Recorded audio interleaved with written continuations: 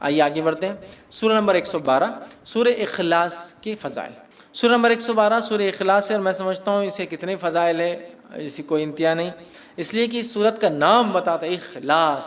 اخلاص کا معنی ہوتا ہے پیور، خالص، بغیر ملاوٹ کا. اخلاص نے کیا کیا؟ سورۃ الاخلاص نے رب اور رب کیا نہیں ہے اس کو فرق کر دیا، گاڈ کیا ہے اور کیا نہیں ہے اس کو ڈیفرینشیٹ کر دیا. اس لیے اخلاص صاف کر دیا، کلیئر کر دیا، پیور کر دیا، کسی بھی قسم کی ملاوٹ باقی نہ کی. رب کون ہے اور کیسا ہے. اخلاص، الاخلاص، سورۃ الاخلاص. خالص کا بولتے ہیں نا، خالص سونا، خالص دودھ ہے نا، مطلب پیور گولڈ، پیور ملک، خالص، ساری گندگیوں سے، برائی سے، کمزوریوں سے پاک، عیب سے پاک. ٹھیک. سورۃ الاخلاص، سورۃ الاخلاص. سورہ اخلاص پڑھنے والوں سے اللہ تعالیٰ جو ہے محبت فرماتا ہے. سورہ اخلاص جو لوگ پڑھتے ہیں اللہ تعالیٰ ان سے محبت فرماتا ہے.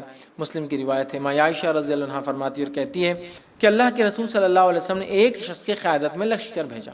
مطلب ایک شخص کی قیادت میں، لیڈرشپ میں ایک بٹالین، ایک لشکر جو ہے آپ نے بھیجا. وہ صاحب جب نماز پڑھاتے تو اپنی قرت میں سورہ اخلاص پر ختم کرتے. مطلب جب بھی نماز پڑھاتے، جو ختم کرتے نماز، تو اینڈنگ سورہ اخلاص. مطلب اگر ایک سورہ پڑھا تو دوسرا سورہ اخلاص آخر میں ہوتا ہی تھا، اینڈنگ سورہ اخلاص.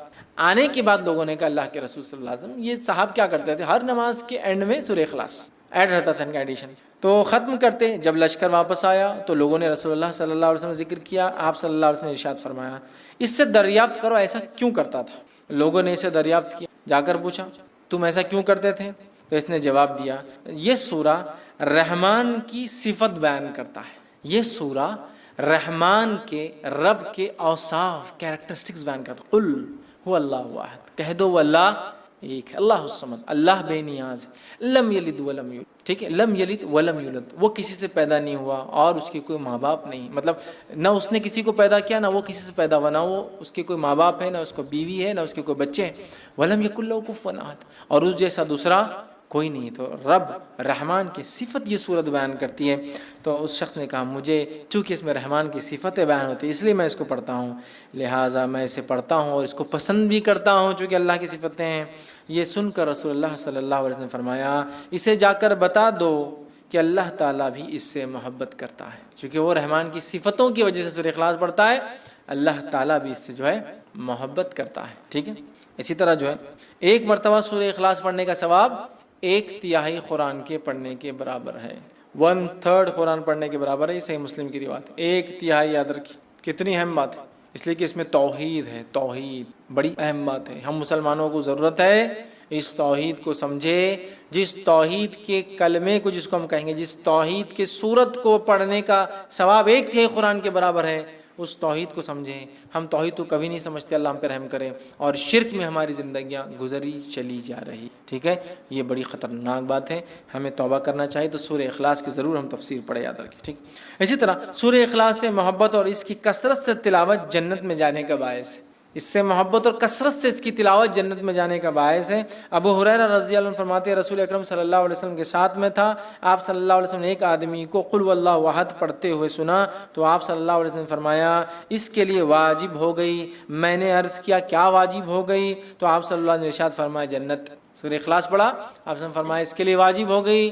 میں نے پوچھا کیا واجب ہو گئی اس کے لیے؟ تو کہا جنت. تو ابو کیا لگ رہا؟ صرف قل واللہ احد اللہ الصمد لم یلد ولم یولد ولم یکن لہ کفوا احد، جنت میرے واجب ہو گئی. یہ کلمے کے مطابق میری پوری زندگی گزرے مجھ پر جنت.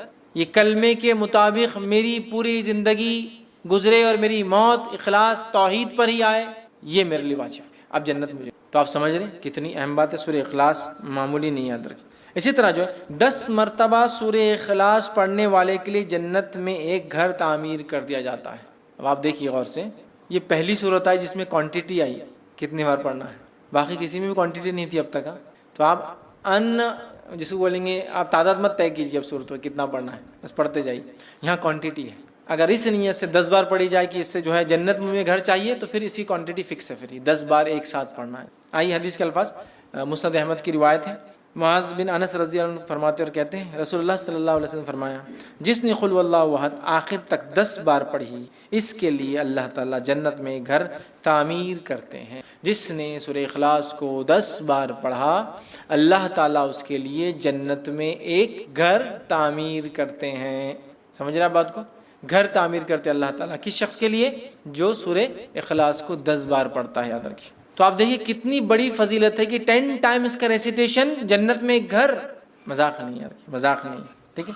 اسی طرح شیطان کے وسوسوں سے بچنے کے لیے سورہ اخلاص پڑھ کر بائیں جانب، ٹھیک، بائیں مطلب لیفٹ ہینڈ جو ہے 3 مرتبہ تھوکنا چاہیے۔ یہ وسوسے جو کنٹینیو آتے ہیں نا، اس کا بھی علاج ہے اس کے اندر، ٹھیک ہے۔ حدیث کا الفاظ سنیے، جو ہے ابو داؤد کی روایت ہے، جو ہے ابو سلمہ بن عبد الرحمن رضی اللہ عنہ کہتے ہیں کہ رسول اللہ صلی اللہ علیہ وسلم کو میں نے فرماتے ہوئے سنا ہے کہ ایک وقت آئیں گا لوگ ایک دوسرے سے بہت زیادہ سوال کریں گے، بہت زیادہ سوال کریں گے، حتیٰ کہ ایک کہنے والا کہیں گا اچھا مخلوق کو اللہ نے پیدا فرمایا۔ ایک آدمی آ کے کیا سوال کریں گا؟ اچھا مخلوق کو اللہ نے پیدا کیا، تو پھر اللہ کو کس نے پیدا کیا؟ وہ شک ڈال لیں گا، مخلوق کو اللہ نے پیدا کیا تو اللہ کو کس نے پیدا کیا؟ جب لوگ ایسی باتیں کریں گے تو کہنا، جب لوگ ایسی باتیں کریں گے تمہارے سامنے تو تم کیا کہنا؟ اللہ احد، اللہ الصمد، لم یلد ولم یولد ولم یکن لہ کفوا احد۔ خطرناک وسوسہ ہے نا، اللہ کو کس نے پیدا کیا، ٹھیک ہے۔ یہ پڑھ لینا، اللہ ایک ہے، اللہ بے نیاز ہے، اس نے کسی کو نہیں پیدا کیا، اس سے کوئی پیدا نہیں ہوا، اور اس کا ہمسر اس کے برابر کوئی نہیں ہے۔ پھر 3 مرتبہ بائیں طرف لیفٹ ہینڈ کی طرف تھوک کر شیطان سے اللہ تعالیٰ کی پناہ طلب کرنا۔ ادھر تھوکنا ہے لیفٹ ہینڈ، اعوذ باللہ من الشیطان الرجیم، یہ پڑھ کر 3 بار تھوک کر شیطان سے اللہ تعالیٰ میں پناہ لینا، اعوذ باللہ من الشیطان الرجیم پڑھنا۔ نماز میں وسوسے آئے تو اس کا طریقہ الگ ہے، نماز میں وسوسے ہے اعوذ باللہ من الشیطان الرجیم، ادھر تھوکنا ہے لیفٹ ہینڈ، اور اللہ تعالیٰ کی ذات میں وسوسہ ڈال رہا ہے غیر نماز میں تو اللہ احد، اللہ الصمد، لم یلد ولم یولد ولم یکن لہ کفوا احد، ادھر تھوکنا ہے لیفٹ ہینڈ، تو یہ نکل جاتا ہے۔ اب ایک چیز چونکہ میں نے بول دیا ہوں تو اب اس کو کچھ نہ کچھ لاجیکل آپ کو کچھ آنسر دیتا ہوں بات سمجھنے کے لیے۔ اللہ کو کس نے پیدا کیا؟ لوگ سوال کرتے ہیں، بہت سارے ایتھیسٹ وغیرہ ایسے لوگ ہم سے بھی کر سکتے دعوتی فیلڈ میں، ٹھیک، یا وہ لوگ جو اللہ کو نہیں مانتے ہیں، گاڈ کو نہیں مانتے ہیں، کریٹر کو نہیں مانتے ہیں۔ میں ایک ایگزامپل دے کے بات سمجھاتا ہوں۔ اگر کوئی بول رہا ہے کہ بی کو کس نے پیدا کیا تو ہم کہہ رہے سی، تو سی کو کس نے پیدا کیا تو ہم کہہ رہے ڈی، تو ڈی کو کس نے پیدا کیا ہم کہہ رہے ای۔ کوئی نہ کوئی تو فرسٹ ہوگا جس کو کسی نے نہیں پیدا کیا ہوگا، ورڈ نیچرل ہے۔ آپ کتنا بھی لمبا جائیے، جانے کے بعد ایک سرٹن پوائنٹ پہ آ کے آپ کو یہ بات تو ماننا پڑے گی کوئی ایک تھا جو بغیر بنائے بنا ہے۔ دیکھیں اللہ کو کس نے پیدا کیا، اس کو کسی نے پیدا کیا، تو اس کو کس نے پیدا کیا، پھر اس کو تو بات تو وہی چاہ کے پھر جو فرسٹ ہے پھر وہی ہوگا، اس کو کس نے پیدا کیا۔ کوشچن تو اینڈ لیس ہے۔ تو ہم کہہ رہے ہیں جو نہیں پیدا ہوا اللہ ہے، اور جس سے سب کچھ پیدا ہوا وہ اس کی مخلوق ہے، ختم۔ کوئی بتا بی کو کس نے پیدا کیا تو آپ بول رہے نہیں سی تو ہوں گا نا کوئی، تو میں بول رہا سی کو کس نے پیدا کیا تو آپ ڈی ہوں گا، اچھا ڈی کو کس نے کیا تو ای ہوں گا، تو اینڈ لیس چلتی جا رہی بات۔ تو کوئی نہ کوئی ایک ہے ذات جس سے ابتدا ہونا چاہیے پورے کائنات کی، لیکن اس بات پہ زیادہ غور و فکر نہیں کرنا چاہیے۔ میں نے صرف لاجیکل آپ کو ریزننگ کے لیے بات کہا، فکر کرنا نہیں چاہیے، اور ایسے کبھی خیالات آئے تو اللہ میں پناہ مانگنا چاہیے شیطان مردود سے، اعوذ باللہ من الشیطان۔ اور طریقہ بھی اب ہم کو پتہ چل گیا، یا ایمان کی کمزوری کی جو دعا ہے وہ بھی آپ پڑھ سکتے کسی بھی چیز میں، رضیت باللہ ربا وبالاسلام دینا وبمحمد نبیا۔ یہ خاص طور سے ایسے سوال کوئی لائے تو آپ نے فرمایا اللہ احد، اللہ الصمد، لم یلد ولم یولد ولم یکن لہ کفوا احد، اعوذ باللہ من الشیطان الرجیم۔ یہ اس کا طریقہ ہے، ختم۔ لاجیکلی آپ کو ایکسپلین کر دیا میں نے کچھ باتیں، ٹھیک۔ نبی اکرم صلی اللہ علیہ وسلم جب طواف کر لیتے تو 2 رکعت جو نماز پڑھتے اس کے بعد، تو اس میں پہلی رکعت میں کافرون اور دوسری رکعت میں سورہ اخلاص کی آپ صلی اللہ علیہ وسلم جو ہے تلاوت کیا کرتے تھے۔ اسی طرح آپ جب 3 وتر پڑھتے، 3 وتر کے اندر پہلی رکعت میں سورہ اعلیٰ، دوسری رکعت میں سورہ کافرون، تیسری رکعت میں سورہ اخلاص پڑھتے تھے۔ اسی طرح نماز فجر کی پہلی رکعت میں آپ قل اللہ احد اور دوسری رکعت میں قل یا ایھا الکافرون بھی پڑھا کرتے تھے۔ شارٹ نماز پڑھتے تھے، یہ لمبی پڑھے تو سورہ اعلیٰ ہے نا، اور دوسری چیز سورہ جمعہ ہے، سورہ منافقون ہے، وہ ہے، بہرحال تو آپ پڑھا کرتے تھے۔ آئیے آگے بڑھتے، سی وی کروا لو، اور ایک جگہ کہا کہ جس کو 3 لڑکیاں ہو جائے، پرورش کر لے اور نکاح کر دے تو وہ جنتی ہے۔ تو عورت جس کو استعمال کی چیز سمجھاتا تھا، اس نبی نے 23 سال میں اس کا مقام زمین سے آسمان کی طرف لے گیا۔ اس نبی نے 23 سال اپنی زندگی میں اپنے مشن میں وہ کارنامے انجام دیے جو دنیا کی حکومتیں آج بھی نہیں دے پائی، کہ اس نے کالے اور گورے کی اور مالدار اور غریب کی تمیز دنیا سے ہٹا دی اور کہا سارے انسان برابر ہیں، سارے انسان برابر ہیں 23 سال کے اندر۔ اور نہ صرف کہا، کر کے بتایا اپنی زندگی سے۔ اور عرب کے علاقے میں اس زمانے سے لے کر 1450 سال آج ہو چکے ہیں، آج تک وہ اونچ نیچ کا تقاضا باقی نہیں رہا۔ تو اگر ایز اے سوشل ریفارمسٹ بھی دیکھیں تو اس نبی نے اتنی رحمتیں، اتنے کارنامے انسانیت کے لیے انجام دیے جس کی کوئی انتہا نہیں۔ اور کہیں نہ کہیں میں اور آپ بہت سخت دوشی ہے، سخت ذمہ دار ہے، سخت خطا کار ہے کہ اس نبی رحمت کا تعارف کبھی ہم نے انسانیت کو دیا ہی نہیں، پہنچایا ہی نہیں۔ تو مسئلہ یہ ہے جو لوگ آپ کے خلاف سازش کے تحت کھڑے ہیں وہ تو اللہ ان کو جواب دینے والا، وہ ایک الگ مسئلہ ہے. لیکن جو لوگ غیر سازش، غیر شعوری طور سے وہ لوگ کسی کے پیچھے چل رہے ہیں، تو ہم نے ان کو بھی کہاں تعارف دیا کہ آپ تو کم از کم سمجھ جائیے وہ تو آدمی ہو کر رہا ہے، وہ تو آدمی ذلیل ہے، وہ تو گمراہ ہے، وہ تو جان بوجھ کے کر رہا ہے. لیکن ہم نے تعارف کہاں دی؟ یہ بہت افسوس کی بات ہے. عیسائیوں نے عیسیٰ علیہ السلام کا تعارف ساری دنیا میں پھیلا دیا. یہ بڑی افسوس اور شرم کی بات ہے کہ محمد صلی اللہ علیہ وسلم کے ماننے والوں نے اپنے نبی کا تعارف انسانیت کو نہیں دیا. ابھی تو رب کا تعارف باقی ہے، اللہ کی کتاب کا تعارف باقی ہے، نبی کی شخصیت کہاں ہم نے رکھی. یہ بہت ہائی ٹائم ہے، بہت اہم وقت ہے، ہمیں اٹھ کھڑا ہونا ہے. اور نبی اکرم صلی اللہ علیہ وسلم جو ایک عظیم ترین شخصیت ہے، ایک نبی ہونے کے ناطے ہمارے لیے سب کچھ ہے، لیکن ایک نبی جو شخص نہ بھی مانے اس کے لیے بھی اس نبی نے بہت کچھ کر کے گیا ہے. یہ انسانیت کو بتانے کی آج سخت ضرورت ہے، ورنہ الزام لگنا صرف شروع ہوئے. ایک زمانہ تھا لوگوں نے سمجھا یہ سیلاب تھم جائیں گا، تب بھی میں نے آج سے 10 سال پہلے کہا تھا یہ سیلاب تھمنے والا اب نہیں ہے. اسے اگر روکنا ہے تو ہم کو اٹھ کھڑا ہونا ہوگا. صرف یہ بولنے سے آج ایک نے کیا چلو خاموش بیٹھ جائیں گا، آج فلاں نے کیا تو اس کو ہم نے جواب دے دیا، ہم نے اس کو جو ہے بدلہ لیا. میں کہتا ہوں ابھی اور رکنے کی ضرورت ہے. کہیں ایسا نہ ہو کہ الزام اپنے سر لے بعد میں پتہ چلا دشمن کی کوئی اور ہی چالتی اس کے اندر. سمجھ رہے ہیں بات کو؟ تو یہ بات بہت ہائی ٹائم ہے. یہ ایک ایسا وقت ہے سیاسی اور جو ہے سیاسی اعتبار سے کہ ہمیں بہت زیادہ سنجیدگی کا اظہار کرنا ہے. اور ایک فرد ہونے کے ناطے میں کیا کر سکتا ہوں اہانت رسول کے خلاف، وہ مجھے اور آپ کو کرنا ہے. فرد ہونے کے ناطے جماعتیں کر رہی ہے، ملک اپنے اعتبار سے کریں گے، ایک فرد ہونے کے ناطے میری کیا کوشش ہوں گی؟ تو سب سے پہلے مجھے اس نبی کا تعارف انسانیت تک رکھنا ہے، اور اس نبی کی ان خصوصیتوں کو سامنے رکھنا ہے انسانیت کے، جن خصوصیتوں کو، جن چیزوں کو نبی نے دنیا میں ایسی تبدیلی لائی جس تبدیلی کی وجہ سے انسانیت 1450 سال سے عرب اور مسلمان اس کا فائدہ اٹھا رہے ہیں، اور جس نے آپ کی ان تعلیمات کو قبول کیا وہ بھی اس کا فائدہ اٹھا رہے ہیں. ہمیں اٹھ کھڑے ہونے کی ضرورت ہے، اپنا منہ کھولنے کی ضرورت ہے. اس لیے کہ صرف جوابی کارروائی کرنا، گالی کے بدلے گالی دینا، کسی نے آپ کو ایک تھپڑ مارا تو اس کے بدلے 2 تھپڑ لگا دینا، یہ مسئلے کا حل نہیں ہوتا ہے. یاد رکھیے اگر ہم جڑ تک پہنچے تو کیوں ایک نبی جس نے اتنا کچھ انسانیت کے لیے کیا، جو کہ ساری انسانیت آپ کی امت تھی، انسانیت کے لیے کیا، اس نبی پہ لوگ الزام لگا رہے. یہ سوچنے کی بات ہے. کہیں نہ کہیں بہت بڑی خطا، بہت بڑی کوتاہی ہم لوگوں سے ہوئی ہے، جس کا نتیجہ یہ ہے. میں ہرگز یہ نہیں کہہ رہا ہوں کہ جن لوگوں نے یہ کام کیا اچھا کیا اس لیے کہ مسلمانوں کی خطا ہے، ان کی یہ جو ہے بھول تھی جس کا ان کو سبق مل رہا. نہیں، انہوں نے جو کیا بہت غلط کیا، ان کو سزا ملنی چاہیے. لیکن میں یہ کہہ رہا ہوں ایک فرد ہونے کے ناطے، ایک امتی ہونے کے ناطے آپ نے اور میں نے کیا کیا، ہم اپنا رول کہاں انجام دے رہے ہیں، یہ بہت سوچنے کی اور اس چیز کو سمجھنے کی بہت سخت آج کے دور میں ضرورت ہے. تو آج میں چند نکات اسی تعلق سے آپ کے سامنے رکھوں گا کہ اس نبی کا تعارف انسانیت تک ہم کو پہنچانا ہے. میرا جو درس ہوگا اسی کے مطابق ہے کہ آپ لوگ اس کو سنیں اور سن کر ان باتوں کو انسانیت تک پہنچائیں. میں نے نبی اکرم صلی اللہ علیہ وسلم کی زندگی سے 10 نکات ایسے نکالے ہیں جو نکات بہت اہم ہیں انسانیت کے لیے، اور پھر اس کے بعد 20 نکات اور نکالے الگ سے جو نکات آپ سے ان کی تعلیم ہے جو انسانیت کے لیے آپ نے دی. اس میں یقیناً قرآنی تعلیمات کو میں نے اتنا جو ہے ہائی لائٹ نہیں کیا جتنا حدیث کی تعلیمات کو کیا، چونکہ نبی اکرم صلی اللہ علیہ وسلم کے بارے میں یہ بات ہے.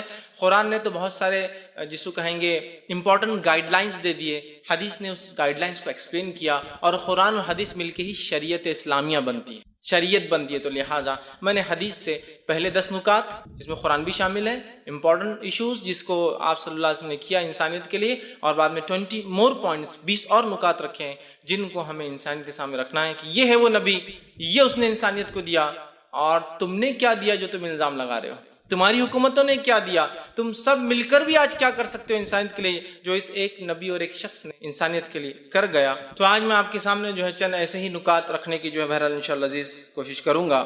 سب سے پہلے یہ بات یاد رکھ لیجیے، جب ہم لوگوں کو کمیونیکیٹ نہیں کریں گے، نہیں بتلائیں گے کہ ہمارا دین، ہمارا مذہب، ہمارا نبی، ہماری کتاب کیا ہے، تو لوگ یقیناً اس پر الزام لگائیں گے ہی. اس لیے کہ انسانی فطرت ہے، جس چیز کو سمجھ نہیں پاتا یا تو اس کو بہت مثبت پازیٹیو لیتا ہے یا عام طور سے بہت منفی لیتا ہے.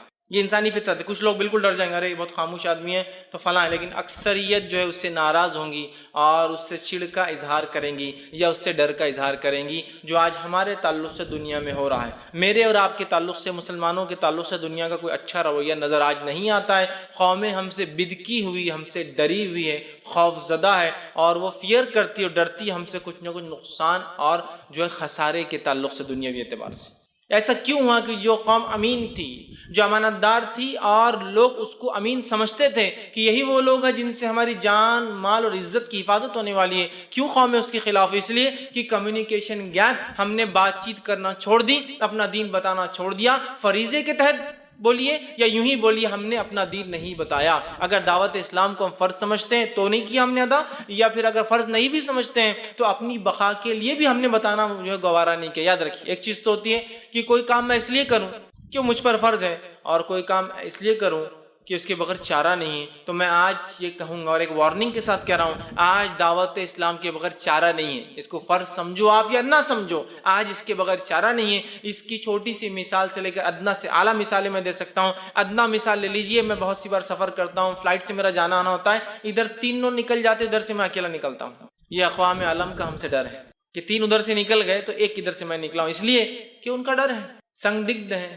یہ آدمی ڈر لگتا ہے کہ کچھ کر نہ دے، ہے نا، شک ہے اس کو، یقین نہیں، شک ہے. لیکن تو یہ چھوٹے سے لے کر بڑی سے بڑی بنیادیں ہماری ہل رہی. یاد رکھیں، ہر کسی کے ساتھ یہ ہو رہا ہے، چاہے آپ کتنے ہی بڑے انسان ہو، مسلمان ہیں تو شک کی سوئی آپ پر بالکل آ کر ٹھکی ہوئی دشمن کی. لہٰذا اس سے پتہ چل رہا ہے دعوت اسلام کو آپ آج فرض سمجھے یا نہ سمجھے، آج اپنی بقا اور اپنے فائدے کے لیے، اپنے آپ کو ثابت کرنے کے لیے ہم ایسے نہیں جیسے تم بتا رہے ہو. مجھے اور آپ کو یہ کام کرنا ہوگا، یاد رکھیں کرنا ہوگا. اور دعوت اسلام بالخصوص نبی اکرم صلی اللہ علیہ وسلم کی زندگی، چونکہ آج میرا عنوان جو آپ کی زندگی سے ہے، اہانت رسول کے جواب میں ہے، یا پھر جو ہے آپ صلی اللہ علیہ وسلم انسانیت کے لیے آئے تھے، ہم نے اس معاملے میں کیا کیا. اپنی کوتاہیوں کو، اپنے نفس کو میں خود جھنجھوڑ رہا ہوں، اور چاہتا ہوں کہ جو لوگ اس کو سن رہے وہ اپنی نفسوں کو اس معاملے میں جھنجھوڑے کہ کہیں نہ کہیں میں اور آپ خاطی ہے، کہیں نہ کہیں میں اور آپ ذمہ دار ہے ان تمام چیزوں کے لیے جو آج اللہ کے خلاف، اس کے نبی کے خلاف اور اس کی کتاب کے خلاف ہو رہے ہیں. یا تو ہم نے بتایا نہیں، یا تو ہم نے زبان سے یا عمل سے بتایا نہیں، یا تو کہیں نہ کہیں ایسی زبردست کوتاہی ہوئی کہ جو ہم نہیں کر پائے، جس میں سب سے پہلا کمیونیکیشن گیپ. ہم نے قوموں سے بات چیت مذہب کے بارے میں چھوڑ دی، جس کے نتیجے میں وہ شک کے دائرے میں ہم کو انہوں نے لے لیا. اور یہ فطری چیز ہے، اگر مجھ جیسا ایک مسلمان آپ کے پڑوس میں آ کر رہے، مجھ جیسا ایک مسلمان آپ کے پڑوس میں آ کے رہے، اور اگر میں آپ سے بات چیت نہیں کرتا ہوں، کچھ بھی نہیں کرتا ہوں، اور ایک دن میرے گھر میں دھماکے کی آواز آئے، تو میں دعوے سے کہتا ہوں آپ ایک مسلمان ہونے کے باوجود بھی مجھ پہ شک کریں گے کہ ملا نے لایا کچھ مصیبت، لایا کچھ. شک تو ہو رہا تھا، بات تو کرتا نہیں تھا، ہے نا. آپ ہی شک کریں کہ مسلمان ہو کے اندازہ لگائیے اقوام عالم ایسی شک میں ہمارے بارے میں، کیونکہ ہم منہ نہیں کھول رہے. آپ شک کریں گے، اور آج ہے نہیں ہے. جتنی بڑی داڑھی، خود ہم کو ڈر لگتا ہے کہ کیا ہونے والا، یہ ملا کیا کرنے والا ہے نا. یہ تو ہمارا معاملہ ہے. تو قومیں کتنی بدکی ہوئی، ڈری ہوئی، اس سے اندازہ لگا لیجیے. آپ دیکھیے، اگر آپ کرائے سے کسی گھر دیتے اور اگر داڑھی والا ہے تو آپ خود بولتے رہو یار بہت بڑی داڑھی ہے، اس کو دینا نہیں دینا کچھ سمجھ میں نہیں. آج ہم بدکے ہوئے، ہم ہی ڈرے ہوئے. سمجھ رہے آپ بات کو؟ کیوں؟ تو ہم نے کمیونیکیشن گیپ رکھا، بات چیت چھوڑ دی. بات کیجئے، لوگوں تک پہنچائیے، میسج دیجئے. کوئی آپ سے دور نہیں بھاگے گا، انشاءاللہ وہ آپ کو باعزت سنیں گے آپ کی بات کو. یاد رکھ لیجیے. آپ ڈر رہے ہیں نہیں ایسا ہو جائے گا، نوکری چلے جائیں گی، یہ ہو جائے گا، بزنس کم ہو جائے گا، لوگ یہ کہیں گے، فنڈامنٹلسٹ کہیں گے، بنیاد پرست جس کو کہتے ہیں. نہیں آپ مذہب کے بارے میں بات نہیں کرنا. آپ مذہب کے بارے میں بات مت کیجئے. اللہ کا عذاب کے لیے، اللہ کے عذاب کے لیے تیار ہو جائے. یا تو انسانی عذاب یا تو اللہ کی طرف سے دیا گیا عذاب. ہاں، انسان جو عذاب دیں گے آپ کو دعوت اسلام کے بدلے میں، وہ بھی باعث اجر ہے آپ کے لیے. لیکن اللہ جب عذاب لائیں گا دعوت اسلام نہ دینے کے بدلے میں، تو وہ بہت سخت پکڑ ہوں گی. یاد رکھیے، اس بات کو سمجھنا ہے. سب سے پہلے اٹھیے، لوگوں سے بات چیت کرنا شروع کر دیجئے. جو اللہ نے صلاحیت اور طاقت دی ہے، اس صلاحیت کی بنیاد پر لوگوں سے پہنچائیے میسج اللہ کا، اس کی کتاب کا، اس کے نبی کا. اور بالخصوص آج اہانت رسول کی جو وارداتیں واقعات ہو رہے ہیں، ہر ایرا غیرہ نتھو خیرہ اٹھ جا رہا ہے. ہر آدمی اٹھ کے کہہ رہا ہے یہ نبی فلاں. اللہ، ہر آدمی نے یہ ذمہ لے لیا کہ اس شخص کو میں کچھ بھی کہوں، اس کو احسانات یاد دلانے کی سخت ضرورت ہے کہ اس نبی نے انسانیت کو کیا دیا. آج جو قومیں خلاف بات کری، ان کو اسلام کے احسانات گنوائے جائے، ان کو نبی اکرم صلی اللہ علیہ وسلم کے احسانات گنوائے جائے، ان کو یہ عظیم شخصیت کا تعارف دیا جائے، اور انہیں سمجھایا جائے کہ یہ تعارف ہے شخصیت کا. اس کے بعد مذاق کرو گے تو اپنے اوپر ہی وبال جان لوں گے، اور اس کے بعد امت مسلمہ کا جو وبال آئیں گا تم پر وہ ایک الگ ہوں گے. ہر افراد تو خاموش نہیں بیٹھنے والا نا، اہانت رسول پر آدمی تھوڑی جو بیٹھ کے سننے والا کہ ٹھیک، تو دونوں وبال ملیں گے، آخرت کا بھی دنیا کا بھی۔ آج جو ہے قوم ہم سے خوفزدہ ہے، اس کی وجہ یہ ہے ہم نے خود اپنے دین، اپنے نبی اور ان کا تعارف نہیں دیا اندر کی۔ اب آئیے ہم آگے بڑھتے ہیں، اور اللہ رب العزت انبیاءوں کو کیوں بھیجتا ہے وہ تھوڑا سا ایک بنیادی مقصد دیکھ لیتے ہیں۔ اللہ رب العزت انبیاؤں کو دنیا میں اس لیے بھیجتا ہے کہ اللہ رب العزت کیا چاہتا ہے، انسان کیا کرے اور کیا نہ کرے، وہ بتانے کے لیے اللہ رب العزت انسانوں میں سے ایک انسان کو چنتا ہے جس کو نبی، میسنجر، اپوسٹل، ایجدوت، پریشت کہتے ہیں، اور اس شخص تک اپنا میسج، اپنی وانی، اپنا سندیش، اپنا جو وحید بھیجتا ہے۔ پھر وہ شخص جو نبی ہوتا ہے اس وحی کو آ کے لوگوں کے سامنے رکھ دیتا ہے، پریکٹیکل کر کے بتا دیتا ہے کہ یہ لوگوں یہ کرو اور یہ نہ کرو، بتا دیتا ہے۔ یہ ہوتا ہے نبی، اور یہ ہوتا ہے اس کا بھیجے جانے کا مقصد۔ تو نبی کا بھیجے جانے کا مقصد یہ ہے کہ انسانیت کو بتا دے ان کا پیدا کرنے والا ان سے کیا چاہتا ہے، کیا درست ہے، کیا درست نہیں ہے، کیا حلال ہے، کیا حرام ہے، کیا کرے، کیا نہ کرے۔ اس مقصد کے لیے نبی آتے ہیں، اور اللہ رب العزت نے ہر جگہ انسانیت میں نبی بھیجے۔ قرآن میں اللہ رب العزت نے سورہ نحل سورہ نمبر 16 آیت نمبر 36 میں فرمایا وَلَقَدْ بَعَثْنَا فِي كُلِّ أُمَّةٍ رَسُولًا أَنِ اعْبُدُوا اللَّهَ وَاجْتَنِبُوا الطَّاغُوتَ، ہم نے ہر جگہ جہاں انسانیت بسی ہے وَلَقَدْ بَعَثْنَا فِي كُلِّ أُمَّةٍ رَسُولًا، ہر امت میں، ہر انسان کے گروہ میں ایک نبی بھیجا، أَنِ اعْبُدُوا اللَّهَ، وہ حکم دیتا اللہ کی بات کا، وَاجْتَنِبُوا الطَّاغُوتَ، اور روکتا اللہ کے علاوہ دوسری چیزوں کی عبادت سے۔ یہ مقصد تھا نبیوں کے بھیجے جانے کا۔ اور سورہ رات سورہ نمبر 13 آیت 7 میں کہا وَلِكُلِّ قَوْمٍ ہَادٍ، ہر قوم میں ایک ہدایت یافتہ، ہر قوم میں ایک راستہ دکھانے والا، ہر قوم میں ایک مارگ درشک، راستہ بتانے، ہر قوم میں راستہ بتانے والے آئے ہیں، انبیاء اور رسول ہر قوم کے اندر آئے ہیں۔ تو یہ نبیوں کا بھیجانے کا مقصد تھا۔ اللہ نے قرآن میں 25 نبیوں کا ذکر کیا، چند کے واقعات اور 25 کا نام لیا۔ ان 25 میں سے مشہور اور معروف ہم سب جانتے ہیں، آدم علیہ السلام مثال کے طور پہ، نوح علیہ السلام، ابراہیم علیہ السلام، موسیٰ علیہ السلام، عیسیٰ علیہ السلام اور محمد صلی اللہ علیہ وسلم۔ لیکن جتنے انبیاء محمد صلی اللہ علیہ وسلم سے پہلے آئے تھے وہ نبی خاص ہوا کرتے ایک قوم اور ایک سماج اور ایک جاتی کے لیے، لیکن محمد صلی اللہ علیہ وسلم ایک ایسے نبی ہے جو آخری نبی ہے اور ساری انسانیت کے لیے آئے، جس کے بارے میں اللہ رب العزت نے قرآن میں سورہ انبیاء سورہ نمبر 21 آیت نمبر 107 میں کہا وَمَا أَرْسَلْنَاكَ إِلَّا رَحْمَةً لِّلْعَالَمِينَ، اے نبی ہم نے آپ کو ساری انسانیت کے لیے رحمت بنا کر بھیجا ہے۔ تو یہ آخری نبی ساری انسانیت کے لیے آئے تھے، اور یہ سارے انسانوں کی نبی ہے، چاہے انسان مانے چاہے نہ مانے۔ دوسرے مقام پہ اللہ رب العزت نے کیا پیاری بات کہی، سورہ سبا سورہ نمبر 34 آیت نمبر 28 آیت کو غور سے سنیے۔ اللہ فرماتا ہے وَمَا أَرْسَلْنَاكَ إِلَّا كَافَّةً لِلنَّاسِ بَشِيرًا وَنَذِيرًا وَلَكِنْ أَكْثَرَ النَّاسِ لَا يَعْلَمُونَ، اے نبی وَمَا أَرْسَلْنَاكَ إِلَّا كَافَّةً لِلنَّاسِ، ہم نے آپ کو ساری انسانیت کے لیے نبی بنا، کافہ، مکمل انسانیت کے لیے آپ کو، چاہے وہ عرب ہو، غیر عرب ہو، عرب ہو، اجمی ہو، مسلم ہو، ہندو ہو، سکھ ہو، عیسائی ہو، بدھ ہو، جین ہو، کسی مذہب کے مانے، اور یہود ہو، نصارہ ہو، ہم نے آپ کو کافۃ للناس، ساری مکمل انسانیت کے لیے بھیجا ہے۔ وَلَكِنْ أَكْثَرَ النَّاسِ لَا يَعْلَمُونَ، اس جملے پہ غور کیجئے نبی، لیکن اکثر لوگ آپ کے بارے میں جانتے ہی نہیں۔ سبحان اللہ، اور یہ حقیقت ہے۔ کہاں جانتے ہیں لوگ اس نبی کے بارے میں؟ کہاں جانتے ہیں؟ یہ کہاں اگر جانتے بھی ہے تو یہ کہاں جانتے ہیں کہ ان کا بھی نبی ہے؟ جو کچھ جانتے ہیں مسلمانوں کے ایک پریشت ہے، ایک نبی ہے، ایک سندیش تھا، ایک دوسرے، ایک محمد صاحب انہوں نے فلاں فلاں کارنامہ انجام دیا اور چلے گئے، تو مسلمانوں کے ایک لیڈر ہے۔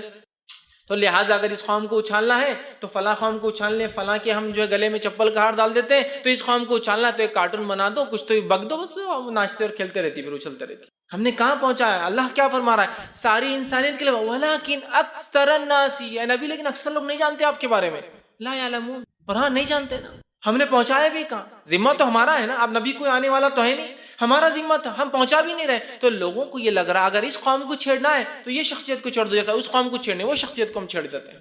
ہم نے خود نبی اکرم صلی اللہ علیہ وسلم کا مذاق اڑایا، ہم نے خود کھلواڑ کیا ان کی تعلیمات سے انحراف کر کے۔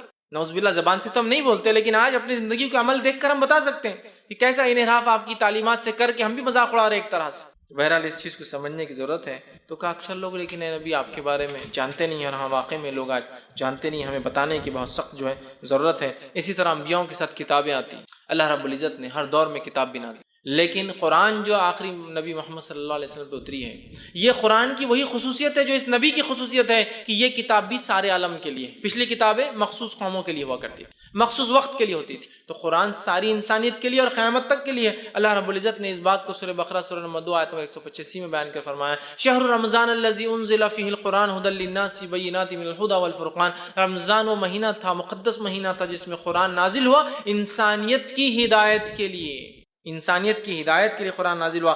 دوسرے مقام پہ فرمایا سورہ جو ہے ابراہیم سورہ نمبر 14 اس کی آیت نمبر جو 52 نے فرمایا کہا ھذا بلاغ للناس ولینذروا بہ وليعلم انما الہکم الہ واحد ولیذکر اولو الالباب، کہ کہا ھذا بلاغ للناس، یہ ایک اوپن میسج ہے، کھلا پیغام ہے، کھلی تبلیغ ہے، بلاغ للناس انسانیت کے لیے، قرآن انسانیت کے لیے، ولینذروا بہ تو انہیں اس سے ڈرنا چاہیے، وَلِيَعْلَمُوا انہیں معلوم کر لینا چاہیے انما الہکم الہ واحد، ان کا بنانے والا انسانیت کا وہ ایک ہے، وَلِيَذَّكَّرُ الْأَلْبَابَ، اور جو اوپر کے خانے میں جس کے کچھ ہوتا ہے نا اس کو چاہیے نصیحت پکڑے، اس سے جو بیوقوف ہے عقل ماری وہ نہیں، لیکن جس کو اولو الالباب لب لباب بولتے ہیں نا، عقل جس کو ہے ان کے لیے اس کتاب میں عبرت ہے۔ تو کہا ھذا بلاغ للناس، یہ ساری انسانیت کے لیے کہاں پہنچا ہے اس پیغام کو بھی۔ تو پھر لوگوں کو لگتا ہے اگر اس قوم کو چھیڑنا ہے تو اس کتاب کی بھی حرمتی کر دو، قوم اچھل جاتی۔ ھذا بلاغ للناس، یہ قرآن آپ کے لیے، اب آپ جو کر رہے ہیں دیکھ لیجیے آپ کس کے خلاف کر۔ بلاغ للناس کہاں بتایا کہ یہ تم سب کے لیے، اس کو تو اپنی کتاب، نبی رحمت کو اپنا نبی، ہر چیز کو اپنا کر لے، جبکہ اللہ رب العالمین ہے۔ الحمدللہ رب العالمین، قرآن شروع ہوتا ہے اور پہلی آیت میں اعلان کر دیا رہا مسلمانوں کو تم کوئی لوکل گاڈ کی عبادت نہیں کر رہے ہو، تم کائنات کے بنانے والے کی بات کرتے ہو، تمہارا رب عالم کا رب ہے۔ پہلی آیت نبی کے بارے میں کہا وَمَا أَرْسَلْنَاكَ إِلَّا رَحْمَةً لِّلْعَالَمِينَ، یہ نبی رحمت عالم ہے، رحمت صرف عرب یا مسلمانوں کے لیے نہیں، رحمت عالم کسی علاقے اور خطے کے لوگوں کے لیے نہیں، کسی ایک سماج اور کسی ذات یا کسی وقت کے لیے رحمت نہیں، سارے عالم کے لیے، ہمیشہ کے لیے رحمت۔ اور قرآن کو کہا ذکر للعالمین، سارے عالم کے لیے ایک تذکرہ ہے، ایک ذکر ہے، ایک ریممبرنس، ایک یاد دہانی ہے، ایک نصیحت، ایک وارننگ ہے۔ سب کچھ چھپا کے بیٹھ گئے، اپنی ہماری کتاب، ہمارا نبی، ہمارا رب، رب العالمین، رحمت العالمین اور ذکر للعالمین، سب عالم کا بات ہو رہی ہے، نہ انٹرنیشنل نہیں بلکہ یونیورسل بات ہو رہی ہے، اور ہم سب کو لوکل بنا کر بیٹھے ہوئے، ہمارے نبی، ہماری کتاب، ہمارا رب۔ تو یہ بہت سخت جو ہے اس کا نقصان ہوتا ہے، یاد رکھیے۔ تو انبیاء علیہ الصلوۃ والسلام، اب آئیے آخری نبی محمد صلی اللہ علیہ وسلم جو انسانیت کے لیے آئے، کیسی رحمت آپ بن کر آئے ہیں۔ سب سے پہلا کارنامہ جو آپ نے انسانیت کے لیے اور سب سے اہم میسج جو دیا وہ یہ تھا، آپ نے رب سے انسان کیسے تعلق جوڑے، اس تعلق جوڑنے کے طریقے کو کمپلیٹ کر کے چلے گئے۔ ایک انسان اگر اپنے معبود، اپنے بنانے والے کا سچا بندہ بننا چاہتا ہے تو اس کا وہ تعلق جوڑ گئے، اور توحید کو آپ مکمل کر گئے اور بتا کر انسانیت کو چلے گئے کہ ایک رب کو کیسے ماننا ہے۔ یہ سب سے اسٹرانگ میسج تھا جو نبی اکرم صلی اللہ علیہ وسلم نے انسانیت کے لیے دیا، اور ہر نبی کا پیغام بھی یہی تھا، وَلَقَدْ بَعَثْنَا فِي كُلِّ أُمَّةٍ رَسُولًا أَنِ اعْبُدُوا اللَّهَ، ہم نے ہر جاتی، سمودائے اور ہر جگہ جہاں انسانیت رہی ہے انبیاء بھیجے، أَنِ اعْبُدُوا اللَّهَ، وہ اللہ کی بات کا حکم دیتے، وَاجْتَنِبُوا الطَّاغُوتَ، تو نبی اکرم صلی اللہ علیہ وسلم کا میسج بھی یہی تھا۔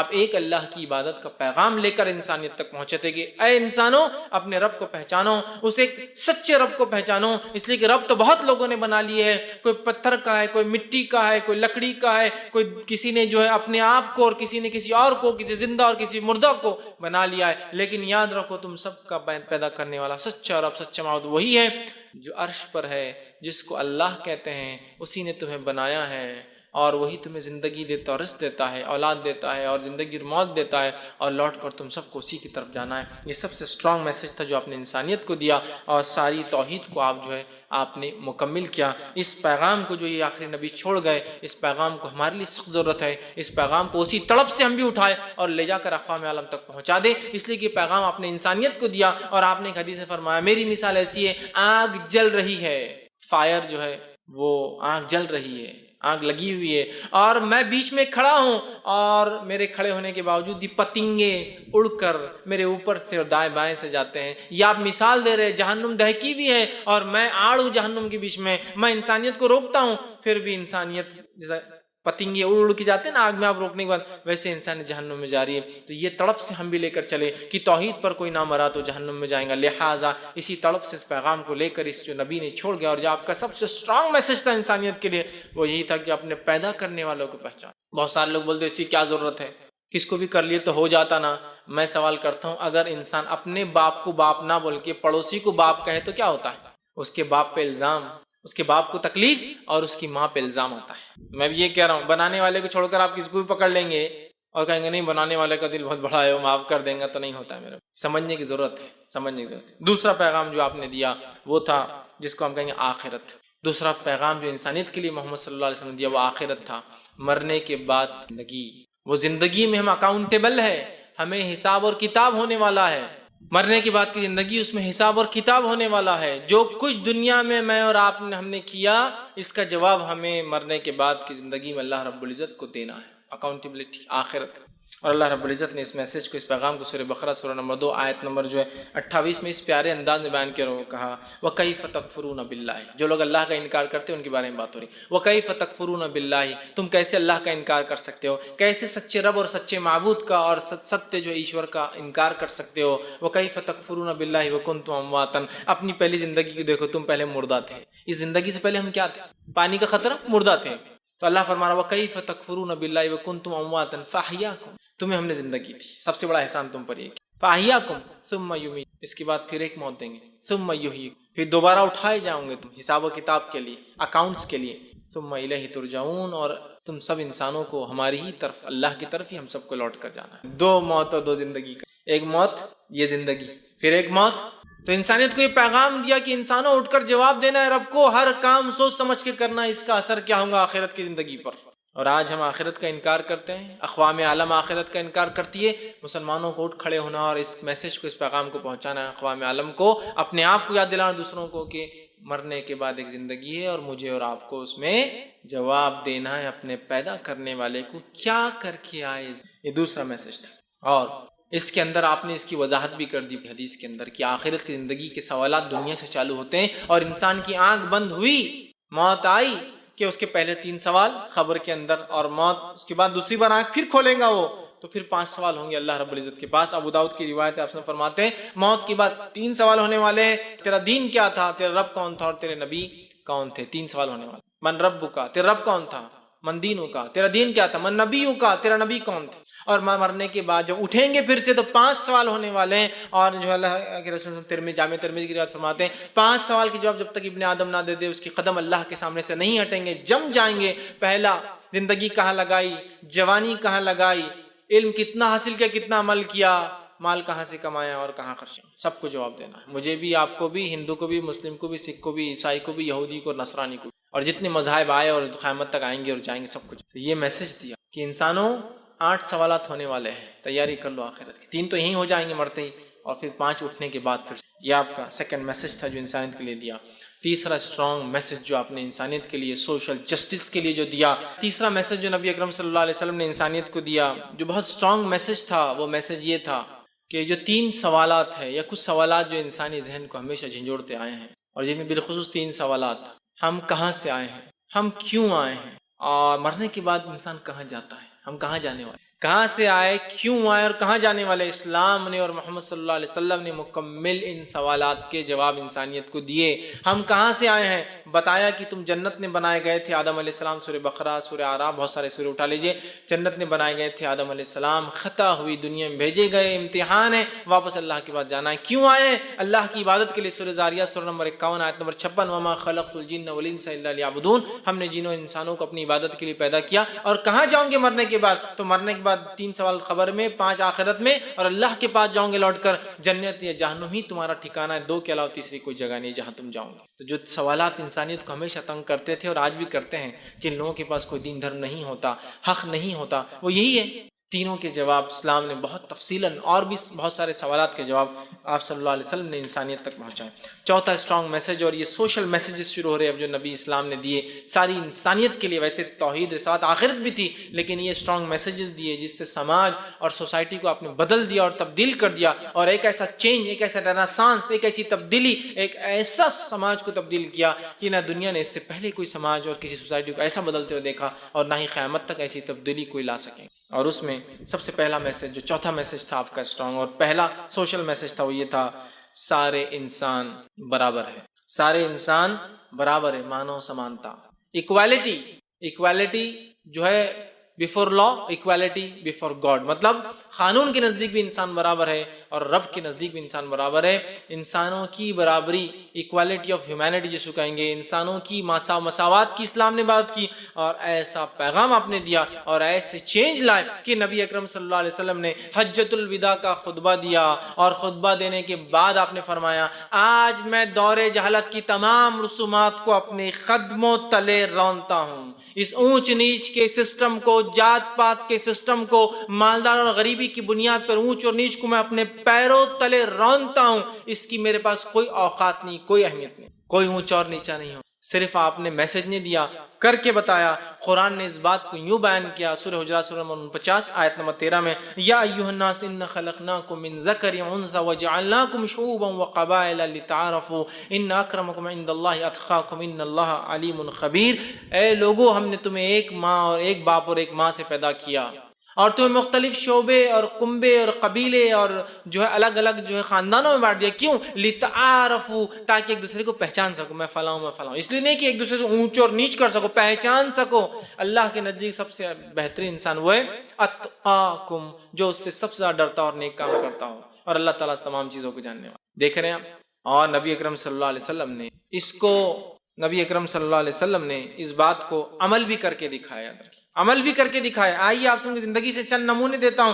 نبی اکرم صلی اللہ علیہ وسلم نے، جو آپ کے خاص دوست تھے، جو نسلاً غلام تھے، رہنے والے جو حبش کے تھے، دکھنے میں کالے تھے جیسے حبشی لوگ ہوتے ہیں، آپ صلی اللہ علیہ وسلم کی خاص دوست تھے. اور اذان کا جب حکم آیا تو پہلی بار آپ نے اسی اپنے دوست اور ساتھی کو اذان دینے کا حکم دیا، جن کو ہم بلال بن رباح کے نام سے جانتے تھے، جن کی نہ نسل کا پتہ تھا، نہ کوئی خاندان تھا، غلام تھے، خریدے اور بیچے جاتے تھے. آپ صلی اللہ علیہ وسلم جب انسانیت کی مساوات کی بات کی نا، تو آپ نے ان سے دوستی بھی کی، اور ان کو ایسے شرف حاصل ہوئے، لوگوں کو چونکہ اللہ کے نزدیک تو تقوی اصل تھا، ایسا شرف حاصل ہوا کہ آپ نے اذان دیا. آپ نے نہ صرف کہا، آپ نے کر کے بتا اپنے زندگی میں کہ اونچ نیچ نہیں ہے. آپ نے اپنی ایک بہن کا نکاح جو ہے اپنے غلام سے کروایا، جن کا نام جو ہے زید بن حارثہ تھا. وہ آپ کی پھوپھی ذات بہن تھی، اس کا نکاح آپ نے زید بن حارثہ سے کرایا تھا. زید بن حارثہ ایک غلام تھے. غلام سے عرب کے، قریش کے، بنو ہاشم کی بیٹی کا نکاح کروایا، اور بتایا میں صرف کہتا نہیں ہوں، میں کر کے بتاتا ہوں کیا ہوتی ہے انسانی مساوات، ہیومن ایکوالٹی. لوگ آج انسان کالے اور گورے میں تمیز نہ کرے، قانون بنا بنا کر تھک گئے، اس لیے کہ انسانی مینٹالٹی تو نہیں بدلتی ہے نا. میں نے تو یہ بات جب بھی کہی تھی کہ جب براک اوباما کو پریزیڈنٹ بنایا گیا تھا تو پیپرز نے کیا ہائی لائٹ کیا تھا معلوم آپ کو؟ ایک بہت مشہور معروف پیپر نے کیا ہائی لائٹ کیا تھا؟ بہت بڑی ہیڈنگ تھی، بلیک ان وائٹ ہاؤس. کیا نیوز تھی؟ Black in white house. گویا یہ نیوز بتا رہی تھی دیکھو کتنا احسان کر دیا ہم نے کالوں پر کہ ان کو وائٹ ہاؤس تک بھی لے کے چلے گئے. سمجھ رہے آپ؟ انسانی ذہنیت نہیں بدلی. اگر اس کو بٹھایا بھی گیا پوزیشن پہ تو تمہارے ذہن آج بھی اتنے ہی گرے ہوئے ہیں. نبی اکرم صلی اللہ علیہ وسلم نے جب اونچ نیچ سارے انسان برابر، یہ میسج، ایسا سوشل ریفارم اس پیغام نے لایا، ایک ایسی سماجی تبدیلی لائی کہ اس سماج میں تب سے لے کر آج تک اونچ نیچ کا تصور نہیں ہے. اور اس قوم میں سب سے کم، میں نہیں کہتا مسلمان اونچ نیچ نہیں مانتے ہیں، لیکن سب سے کم اگر کوئی قوم اونچ نیچ مانتی ہے دنیا میں تو مسلمان ہی، سب سے کم. الحمدللہ ہے، بہت سارے ہیں نا ماننے والے، ہم فلاں ہے تو بہرحال ہے، وہ تو ختم نہیں ہونے والے. لیکن اس نبی کا پیغام یہ تھا اور عمل یہ تھا کہ آپ نے غلاموں سے دوستی کی. غلاموں کو عبادت کے لیے بلانے کے لیے سب سے لے جاتا ہے تو ان کو حکم دیا غلاموں سے اپنی خاندان کی لڑکیوں کے نکاح کر کے بتائے. اور روایت میں آتا ہے کوئی لونڈی اگر اس کو کوئی مسئلہ ہوتا، لونڈی غلام یہ بیچے اور خریدی جاتے اس زمانے میں، مسئلہ ہوتا تو نبی کے پاس آتی، پوچھتی کہاں ہے محمد صلی اللہ علیہ وسلم، اور جہاں چاہتی اپنے ساتھ لے جاتی کہ میرا یہ مسئلہ حل کر کے بتاؤ، اور اللہ کے رسول صاحب جہاں وہ چاہتی جاتے اور اس کا مسئلہ حل کر کے آتے. اگر کہا سارے برابر ہیں تو سارا کو برابر حق دیا گیا ہے کہ اگر میرا بھائی آ کر کہے میرے خاندان کا تو میں جاؤں گا. یہ غلام بھی انسان ہے، اس کے ساتھ بھی آپ گئے اس کے ساتھ، اس نے جہاں چاہا آپ کو لے گئی اور جو چاہا اپنا کام کروا لیا. نبی یہ تھے، نبی یہ تھا ان کا پیغام. اسی طرح جو ہے پانچواں میسج آپ نے جو دیا وہ میسج تھا اسٹرانگ سوشل ریفارم کا. جو میسج تھا وہ یہ تھا کہ ایک دوسرے کی انسانوں عزت کرو، اس لیے کہ تم ایک ماں باپ کی جو ہے اولاد ہو. اور نبی اکرم صلی اللہ علیہ وسلم نے اس کو کر کے بتایا. حجۃ الوداع کے اس خطبے کو یاد کی، اس میں آپ نے کہا کوئی عرب کو کسی عجم پر کوئی فضیلت نہیں، کسی عجمی کو کسی عرب پر کوئی فضیلت نہیں، کسی کالے کو کسی گورے پر، کسی گورے کو کسی کالے پر، سوائے تقوی کے کوئی اونچ نہیں. कुछ नहीं। और ऐ लोगों, अपनी औरतों के साथ अच्छा मामला करना, अच्छा सलूक करना, गुलामों के साथ अच्छा मामला करना, ये वसीयतें थी आपकी जो हज्जतुल विदा के खुतबे में आपने इंसानियत को दी। इसलिए कि इसके बाद तो फिर इतना बड़ा मजमा कभी मिला ही नहीं, आपकी वफात होगी अगले साल, इंतकाल कर गया। तो ये मैसेज था आपने दिया, सोशल रिफॉर्म इसने लाया। तुम एक माँ बाप की औलाद हो, लिहाजा तुम एक हो, तुम में ऊंच नीच जात पात छोटा बड़ा हो ही नहीं सकता, असल तकवा है। और इस पैगाम को अल्लाह ने सूरह हुजुरात सूरह नंबर 49 आयत 13 में दिया, या अय्युहन्नासु इन्ना खलक़नाकुम मिन ज़करि व उन्सा, ऐ इंसानों हमने तुमको एक बाप और एक माँ से पैदा किया, एक ज़कर और एक उन्स, एक मेल और एक फीमेल से तुम सबको पैदा किया। लिहाजा काहे की ऊंच नीच, कैसे तुम ऊंच नीच होते हो? जब आदम मिट्टी से बने हैं और तुम उसकी औलाद हो तो फिर ऊंच नीच कैसी हो सकती है किसी? एक माँ बाप के बच्चों में क्या ऊंच नीच हो सकती है? नहीं। तो हम भी सब एक माँ बाप के। तो ये आपका स्ट्रॉन्ग मैसेज था। इसने सारे अरब को और सारी इंसानियत को ज़माने के झंझोड़ दिया, जो जात पात के निज़ाम में तब भी बटी थी और आज भी जिसने इस्लाम नहीं कबूल किया आज ही बटे हुए जात पात के निज़ाम में। इस्लाम कहता है लोग आमाल से, कर्म से ऊंचे नीचे होते हैं, पैदाइश, बर्थ से, जन्म से। बहरहाल एक मैसेज दिया, छठा पैगाम जो इंसानियत को आपने दिया, इंसानी ज़िंदगी की अहमियत बताई। आज नौज़ बिल्लाह नबी अकरम सल्लल्लाहु अलैहि वसल्लम पर इल्ज़ाम है, नौज़ बिल्लाह आतंकवादी थे, नौज़ बिल्लाह। कोई आपकी पगड़ी में बम रख कर बना रहा है और बता रहा है कि ऐसे थे, कोई बता रहा है कि चलते फिरते बस लोगों को कत्ल कर दिया करते थे।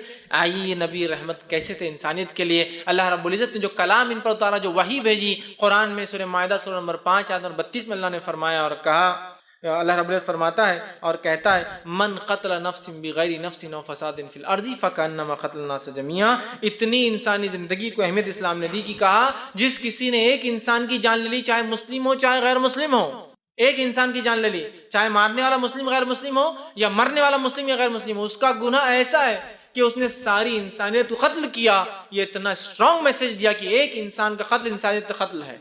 और ये मैसेज तो बहुत सारे और भी मजहबों ने दिया है, इतना स्ट्रांग नहीं लेकिन दिया है। इस्लाम इससे भी आगे बढ़ा और कहा वमन अहयाहा, जिसने एक इंसान की जान बचा ली, फकअन्नमा अहया नास जमीआ, उसकी मिसाल, उसका सवाब ऐसे ऐसे सारी इंसानियत को जिंदगी दी।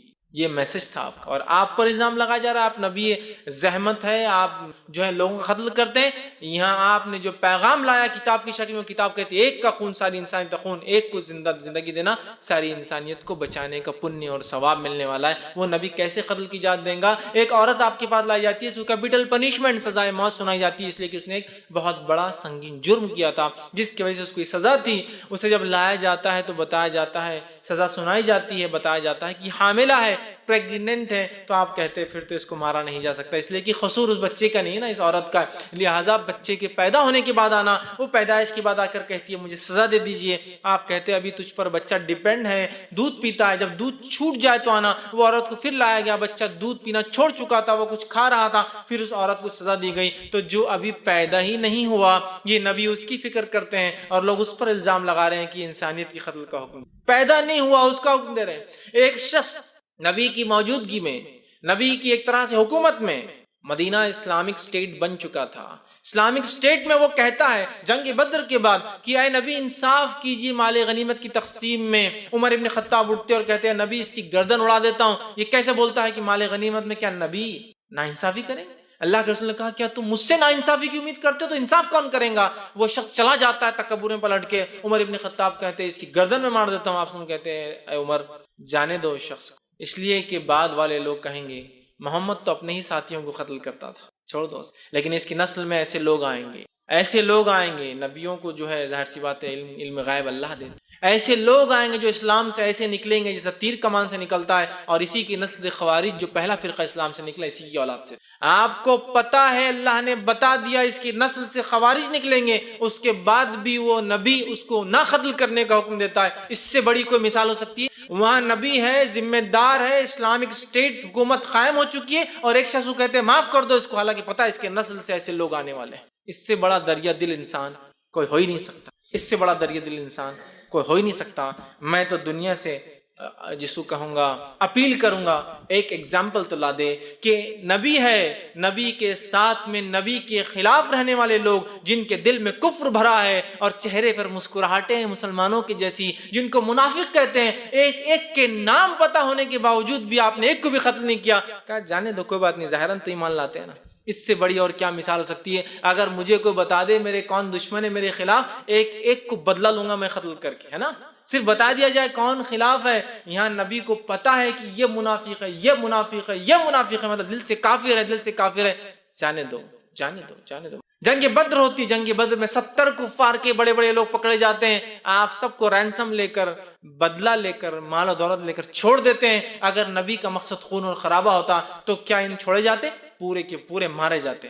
یہ نبی ہے، یہ رحمت ہے، یہ شفقت ہے اس کے لوگوں کے ساتھ کہ وہ سب کو معاف کر دیتا. جو ہے ساتواں میسج جو اس نبی نے دیا وہ تھا صبر کرنا، برداشت کرنا اور معاف کرنا اور رحم کرنا اور درگزر کرنا. ایسا میسج، ایسا پیغام انسانیت کو دیا کہ جتنے بڑے بڑے لوگ باتیں کرتے ہیں نا، ان کی باتیں ایک طرف رہ جائیں گی اگر میں 1 سے 2 نمونے صرف رکھ دوں گا کہ یہ نبی کیسی رحمت تھی انسانیت کے لیے. جو چلا رہے ہیں کہ یہ قاتل تھے نعوذ باللہ، جو چلا رہے ہیں یہ انسانیت کو ختم کرنے آئے تھے، جو چلا رہے ہیں کہ انسانوں کے دشمن تھے، میں سوال کرتا ہوں تو نے، تیری قوم نے، تیرے ملک نے انسانیت کو کیا دیا؟ میرے نبی کا صرف ایک واقعہ سناؤں گا تو تیری پوری قوم اور تیری نسل اور تیرے ملکوں نے جو کچھ کیا رحم، شفقت اور برداشت، وہ صرف ایک کنارے میں ہو جائیں گا. صرف ایک نبی کی زندگی کا ایک چھوٹا سا واقعہ اگر تیرے سامنے رکھ. اتنا سہنشیلتا، کسی چیز کو برداشت کرنا اور شماشیلتا، معاف کرنا اور درگزر کرنا اس نبی نے میسج دیا. آئیے 2 ہی واقعہ رکھوں، وقت نہیں ہے. ابن جو ہے ہشام کا واقعہ ہے. طائف میں نبی اکرم صلی اللہ علیہ وسلم جاتے ہیں، دعوت دیتے ہیں، حق بتاتے ہیں. لوگ پتھر مارتے، اتنے مارتے ہیں کہ زید بن حارثہ فرماتے ہیں کہ جب ہم ایک کھیت میں جا کر بیٹھے تو جوتیاں خون کی وجہ سے چپک گئی تھی، کھینچ کے نکالنا پڑی پیروں سے. اس کے بعد جبرائیل اترتے ہیں آسمان سے، چونکہ آپ نبی ہیں، اور ملک الجبال ایک اور فرشتے کو ساتھ لاتے اور کہتے ہیں نبی یہ ملک الجبال ہے، آسمان یہ جو پہاڑوں کا فرشتہ ہے، اگر آپ حکم دے تو طائف 2 پہاڑوں کے بیچ میں بسا ہے، حکم دے تو دونوں پہاڑوں کو یہ فرشتہ ایک جھٹکے میں ملا دیں گا. آپ کہتے نہیں، میں لوگوں کے لیے زحمت نہیں بنا کر آیا ہوں، رحمت بنا کر بھیجا کیا ہوں. میں امید کرتا ہوں ان کی نسلیں ایمان لائیں گے، لہٰذا چھوڑ دو. میں آپ سے سوال کرتا ہوں، جس نبی کو یہ پاورز حاصل ہو جائے اور نعوذ باللہ اگر وہ قاتل ہو تو کیا کوئی قاتل موقع چھوڑے گا جب اس کو موقع ملا 2 پہاڑوں میں ساری نسلوں کو کرش کر دینے کا، ساری انسانیت کو برباد کرنے کا؟ وہ کہتے نہیں، جانے دو. نہیں پتا. ایک مقام پر جنگ احد کے اندر ایک کافر نے نبی اکرم صلی اللہ علیہ وسلم پتھر مارا جو آپ کے دانت مبارک پہ، چہرے مبارک پہ لگا. آپ کے دانت شہید ہوئے اور 2 کڑیاں آپ کے گالوں میں دھس گئی، آپ زمین پر گر گئے. سعد بن ابی وقاص اور چند صحابہ، 6 سے 7 صحابہ آپ کے اطراف میں ہیں اور خون آپ کے چہرے سے جا رہا ہے. آپ خون کو پوچھتے اور کہتے ہیں اے اللہ اس قوم کو معاف کرنا، اللہم اغفر لی قومی فإنہ لا یعلمون. یہ جانتے نہیں کس کے ساتھ کریں، لہٰذا چھوڑ دینا. کہ ایسا نہ ہو کہ اللہ کا غصہ جوش مار جائے کہ اس نبی کو میرے تم یہ سلوک کرتے ہو جو تمہارے پاس حق کا پیغام لائے. تو اللہ کے رسول کہہ رہے ہیں اے اللہ میری قوم کی مغفرت کرنا، معاف کر دینا ان کو، یہ میرے ساتھ اس لیے کر رہے ہیں فإنہ لا یعلمون.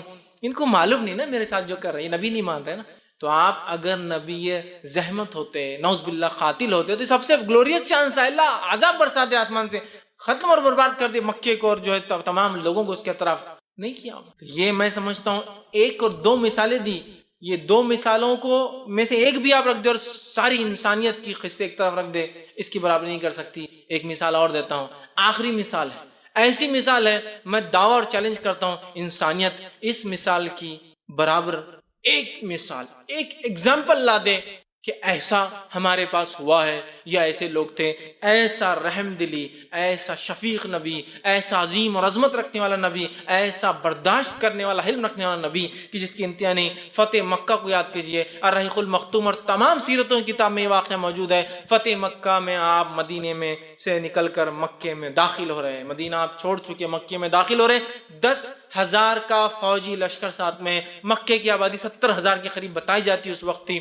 70,000 لوگوں کی زندگیاں اب اس لشکر کے ہاتھ میں. 10,000 کے لشکر کے ساتھ آپ مکے میں داخل ہو رہے ہیں.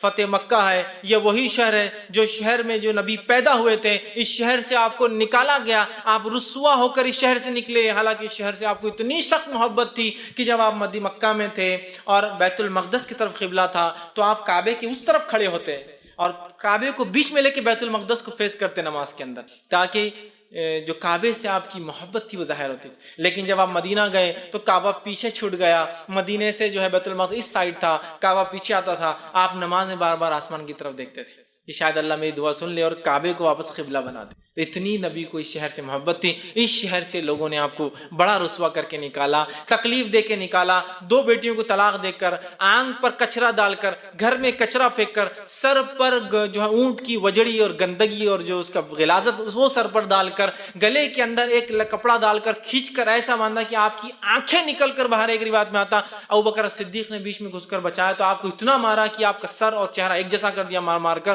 تو وہ نبی جس کو اتنی تکلیف اذیتیں دی گئی, جس کے ساتھیوں کو جو اونٹ سے باندھ کر 2 ٹکڑے کر دیا گیا, کسی کو جو ہے شرمگاہ میں جو ہے نیزہ ڈال کے مار دیا گیا, کسی کو آنکھ پر لٹا کے مارا گیا, یہ وہی بستی ہے جس سے اس ظلم اس ستم کی بنیاد پر وہ نبی اپنے ساتھیوں کے ساتھ مجبور ہو گیا کہ وہ شہر چھوڑ کر مدینہ جائے. لیکن 10 سال بعد وہی نبی اور وہی ساتھی جو ظلم کے تحت دبے تھے, آج ایک کانکرر کی حیثیت سے, آج ایک فاتح کی حیثیت سے, آج ایک ونر کی حیثیت سے اس شہر میں داخل ہو رہے ہیں. اندازہ لگائیے تاریخ میں ایک بھی ایسا واقعہ موجود نہیں ہے جہاں کوئی رومی فوج, کوئی جو فارسی فوج, کوئی چینی فوج, کوئی منگولی فوج, کوئی جاپانی فوج, کوئی امریکہ کے چاہے ریڈ انڈینز ہو یا نیٹیوز ہو, کوئی بھی ہو, کوئی فوج ہو جس کو کہیں سے ذلیل اور رسوا کر کے نکالا گیا ہو, اب اس شہر میں واپس وہ داخل ہو رہے اور انہوں نے کسی کو قتل نہ کیا ہو. یہاں نبی رحمت داخل ہوتے ہیں اور مکے والوں سے پوچھتے ہیں کیا امید کرتے ہو. عربوں کا سسٹم بتا دیتا ہوں کیا تھا. عرب جب اپنے قبیلے سے بدلہ لیتے اور جو قبیلہ حاوی اور فاتح ہوتا,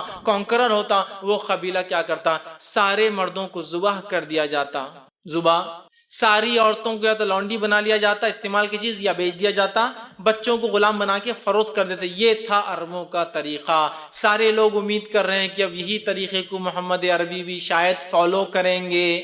آپ صلی اللہ علیہ وسلم کانکرر کی حیثیت سے 10,000 کا لشکر آپ کے ساتھ داخل ہوتے ہیں اور اعلان کرتے ہیں, پوچھتے کیا امید کرتے ہو آج تم مجھ سے. لوگ کہتے ہیں آپ سے وہی امید کرتے ہیں جو یوسف کے بھائیوں نے یوسف سے کی تھی, معافی بس. آپ سے ہم کہتے ہیں جو ابو سفیان کے گھر میں ہیں وہ امن میں ہیں, جو کعبے میں ہیں امن میں ہیں, جو اپنے گھروں کے دروازوں کے پیچھے ہے وہ امن میں ہیں, اور ایک قتل بھی نہیں ہوتا ہے. میں چیلنج کرتا ہوں انسانیت کو, ایک ایگزامپل ایسی برداشت کی جس شہر سے جس شخص کو ادنا انسان کیسا نکالا گیا, آج اس شہر میں ایک فاتح اور کانکرر کی حیثیت سے واپس آتا ہے اور ساروں کو معاف کرتا ہے. جس نے چچا کو قتل کیا, جس نے اس کے رشتہ داروں کو قتل کیا, اور جس نے اس کو تکلیف اور اذیتیں دی, اس کی بیٹیوں کو طلاقیں دی اور اس کے ساتھیوں کو مختلف اندازوں سے قتل کیا, کہتا ہے سب کو معاف کر, سب کو معاف کر. ارے یونانی, رومی, فارسی, چینی, منگولی, اسپینی, فرینچ, اور اس کے بعد وائکنگز, یا آپ کے انگلینڈ یا اسکاٹ لینڈ, آئرلینڈ, میں مثالیں دے سکتا ہوں. چھوٹی چھوٹی جنگوں میں جب یہ جیتتے تھے نا, تو انسان تو دور کی بات ہے, گدھے اور کتوں کو بھی ٹکڑے کر کے مار دیتے تھے زندہ رہنے. پوری کی پوری انسانیت اور نسل جتنی چیزیں سانس لیتی ہے نا اس کو برباد کر دیتے تھے. اور آج کی موجودہ بائبل کے مطابق بھی جب بہت سارے بائبل کہہ رہی ہے, معاف کرنا میں ان نبیوں کے بارے میں ایسا نہیں کہتا ہوں, لیکن بائبل کے مطابق جب موسیٰ علیہ السلام ایک قوم میں گھسے اور جتنی قوموں پہ انہوں نے حملہ کیا,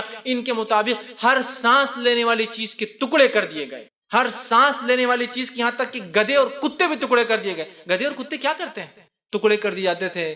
اس دور میں اس نبی نے ایک مثال دی رہتی دنیا تک. آج بہت لوگ ہیں نا امن کے علم بردار, دنیا میں امن قائم کرتے ہیں, لاکھوں اور کروڑوں لوگوں کو مار کے وہ کہہ رہے ہیں امن قائم کرتے ہیں. ایک زمین پر گھس کر 30 لاکھ لوگوں کو مار دیا 10 سال کے اندر عراق میں, اور کہہ رہے ہیں ہم امن قائم کرتے ہیں. اگر تم واقعی میں امن قائم کرنے والے ہو تو یہ نبی ہے جس کو شہر سے نکالا گیا, اپنے شہر اور اپنی زمین کو واپس لے رہا ہے لوگوں سے. کسی دوسرے کی یا کسی دوسرے کے باپ کی زمین پہ قبضہ نہیں کر رہے ہیں, اپنی زمین واپس لے رہے جس سے اسے نکالا گیا.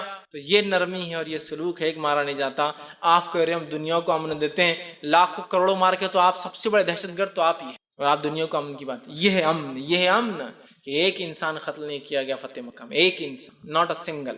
ایسی ایک ایگزامپل, ایک مثال, ایک ادھارن میں چیلنج کرتا ہوں انسانیت کو لے آئے اور پھر بتائے اور پھر کہے کہ نبی ظالم تھا. نوز ایسا برداشت کرنے کا مادہ اور ایسا معاف کرنے کا مادہ تھا. ایسی مثالیں انسانیت کو دی کہ رہتی دنیا تک اس کو خالی پڑھ کر عمل کرنے کی کوشش کیا تو کم پڑے گا. آئیے جو آپ کا 8th میسج تھا وہ یہ تھا, فیمیل انفینٹیسائڈ کے خلاف آپ نے 1450 سال پہلے ایک مشن چھیڑ دیا. 1450 سال پہلے ایک مشن چھیڑ دیا, عورت کو بچایا جائے, عورت بڑی اہم ہے, عورت کو عزت اور وقار دیا, اور ساتھ میں اس کی مارنے کو آپ نے ممنوع کیا. اور اللہ کے رسول صلی اللہ علیہ وسلم یہ فرمایا اور کہا، حدیث کے اندر ہے، مسلم کی روایت ہے، جو شخص جس کو 3 لڑکی بیٹیاں ہوں وہ ان کو پالے پرورش کرے، ان کا نکاح کر دے، وہ جنت میں میرے ساتھ ایسا رہیں گا۔ کسی نے سوال کیا 2 کا کیا کہتے ہیں؟ تو کہا جو 2 بھی کر لے وہ بھی میرے ساتھ جنت میں ایسا رہیں گا۔ یہ ہے وہ نبی۔ لڑکی کی پیدائش کو خوشی کا موقع، لڑکی کو جو ہے پالنا پرورش کر کے 3 کی شادی کر دینا، جنت میں جا رہا ہے، نبی کے ساتھ رہ رہا ہے۔ اور قرآن جو وہی آپ پر اتری تھی، قرآن نے سورہ جو ہے انعام سورہ نمبر 6 آیت نمبر 151 میں کہا وَلَا تَقْتُلُوا أَوْلَادَكُم مِّنْ إِمْلَاقٍ، اپنی اولاد کو بھوک کے ڈر سے مت مارو، کیا کھلاؤں گے سوچ کے مت مارو۔ تو اس نبی نے 1450 سال پہلے مشن چھڑا، بیٹی بچاؤ بیٹی بچاؤ، نہیں کی حقیقت میں کہا کہ لڑکی کو بچاؤ بیٹی بچاؤ۔ تو 1450 سال پرانا آندولن اور مشن مسلمان چلا رہے ہیں، اپنی بیٹیوں کو مسلمان الحمدللہ آج بھی سب سے کم قتل کرتے، نہیں کرتے میں ایسا نہیں بولتا ہوں، لیکن سب سے کم قتل۔ یہ اس نبی کی تعلیمات کی چھاپ تھی جنہوں نے ہماری زندگیوں کو بدل دیا۔ تو یہ نبی رحمت ہیں۔ 9واں میسج جو آپ نے ایک سٹرونگ دیا وہ تھا عورتوں کو ایسے حق دیے جن حقوق کو میں آج بھی چیلنج کرتا ہوں، دنیا کے جو سب سے فارورڈ کنٹریز ہے، جو اپنے آپ کو فرسٹ ورلڈ کنٹریز کہتے ہیں، وہ حقوق بتا دے، وہ رائٹس بتا دے، وہ ادھیکار بتا دے جو اس نبی نے 1450 سال پہلے عورتوں کو، ایسے ادھیکار، ایسے حقوق، ایسے رائٹس کہ جس کی کوئی انتہا نہیں۔ سب سے پہلا حق جو ان کو دیا عورتوں کو، رائٹ، اسپرچول رائٹ دیا، یہ حق دیا کہ وہ عبادت کر سکتی ہے، وہی نماز جو مرد پڑھیں گے عورت بھی پڑھیں گی، وہی توحید جو مرد کی وہی عورت کی، وہی زکوٰۃ جو مرد دیں گے وہ عورت دیں گی، وہی حج جو مرد کریں گے وہ عورت کریں گی، ساری عبادتیں مرد اور عورت کی برابر ہے اسلام کے اندر۔ اسپرچول رائٹس دی، دوسری اکنامیکل رائٹ دی، اس کو پورے حق دیے، بیٹی ہونے کے ناطے جو ہے بیوی ہونے کے ناطے اس کو رائٹس دیے، اور اس کو پورے اکنامیکل رائٹ سے، نکاح ہو تو اس کو مہر دیا جائے، باپ مر جائیں گے تو وارث میں حصہ بنیں گی، بھائی کی اس میں بھی بن سکتی ہے، اگر اس کو بیٹیاں نہ ہو بھائی کو تو اس کو مختلف طریقے سے وراثت میں حصے دار بنایا، مہر کے شکل میں دیا، اس کو پورے حق دیے کہ جائیداد خریدے، جائیداد بیچے، لینے اور دینے کا حق دیا، اس کو بزنس کرنے کا 1450 سال پہلے حق دیا۔ یہ وہ زمانہ تھا جب کچھ قومیں اس میں ہی پڑی ہوئی تھی کہ عورت میں روح رہتی ہے نہیں رہتی، does a woman have a civil اور ناٹ، اس میں روح ہے یا نہیں، اس میں ابھی ان کی منطقیں اور ان کی بحثیں چالو تھی اس دور میں۔ یہود و نصارہ تو اسی میں پریشان تھے اس دور میں کہ اس میں روح ہے یا نہیں ہے، یہ شیطان سے پیدا ہوئی ہے عورت۔ اور باقی روم جو بڑی تہذیب مانی جاتی ہے نا، بہت اونچی تہذیب، ماشاءاللہ آج کے مسلمان بھی بڑے اس تہذیب کو مانتے ہیں، رومی تہذیب یا جس کو یونانی اور جو ہے جو رومن جو ہے سویلائزیشن کہتے ہیں، اس میں عورت کا کیا مقام تھا؟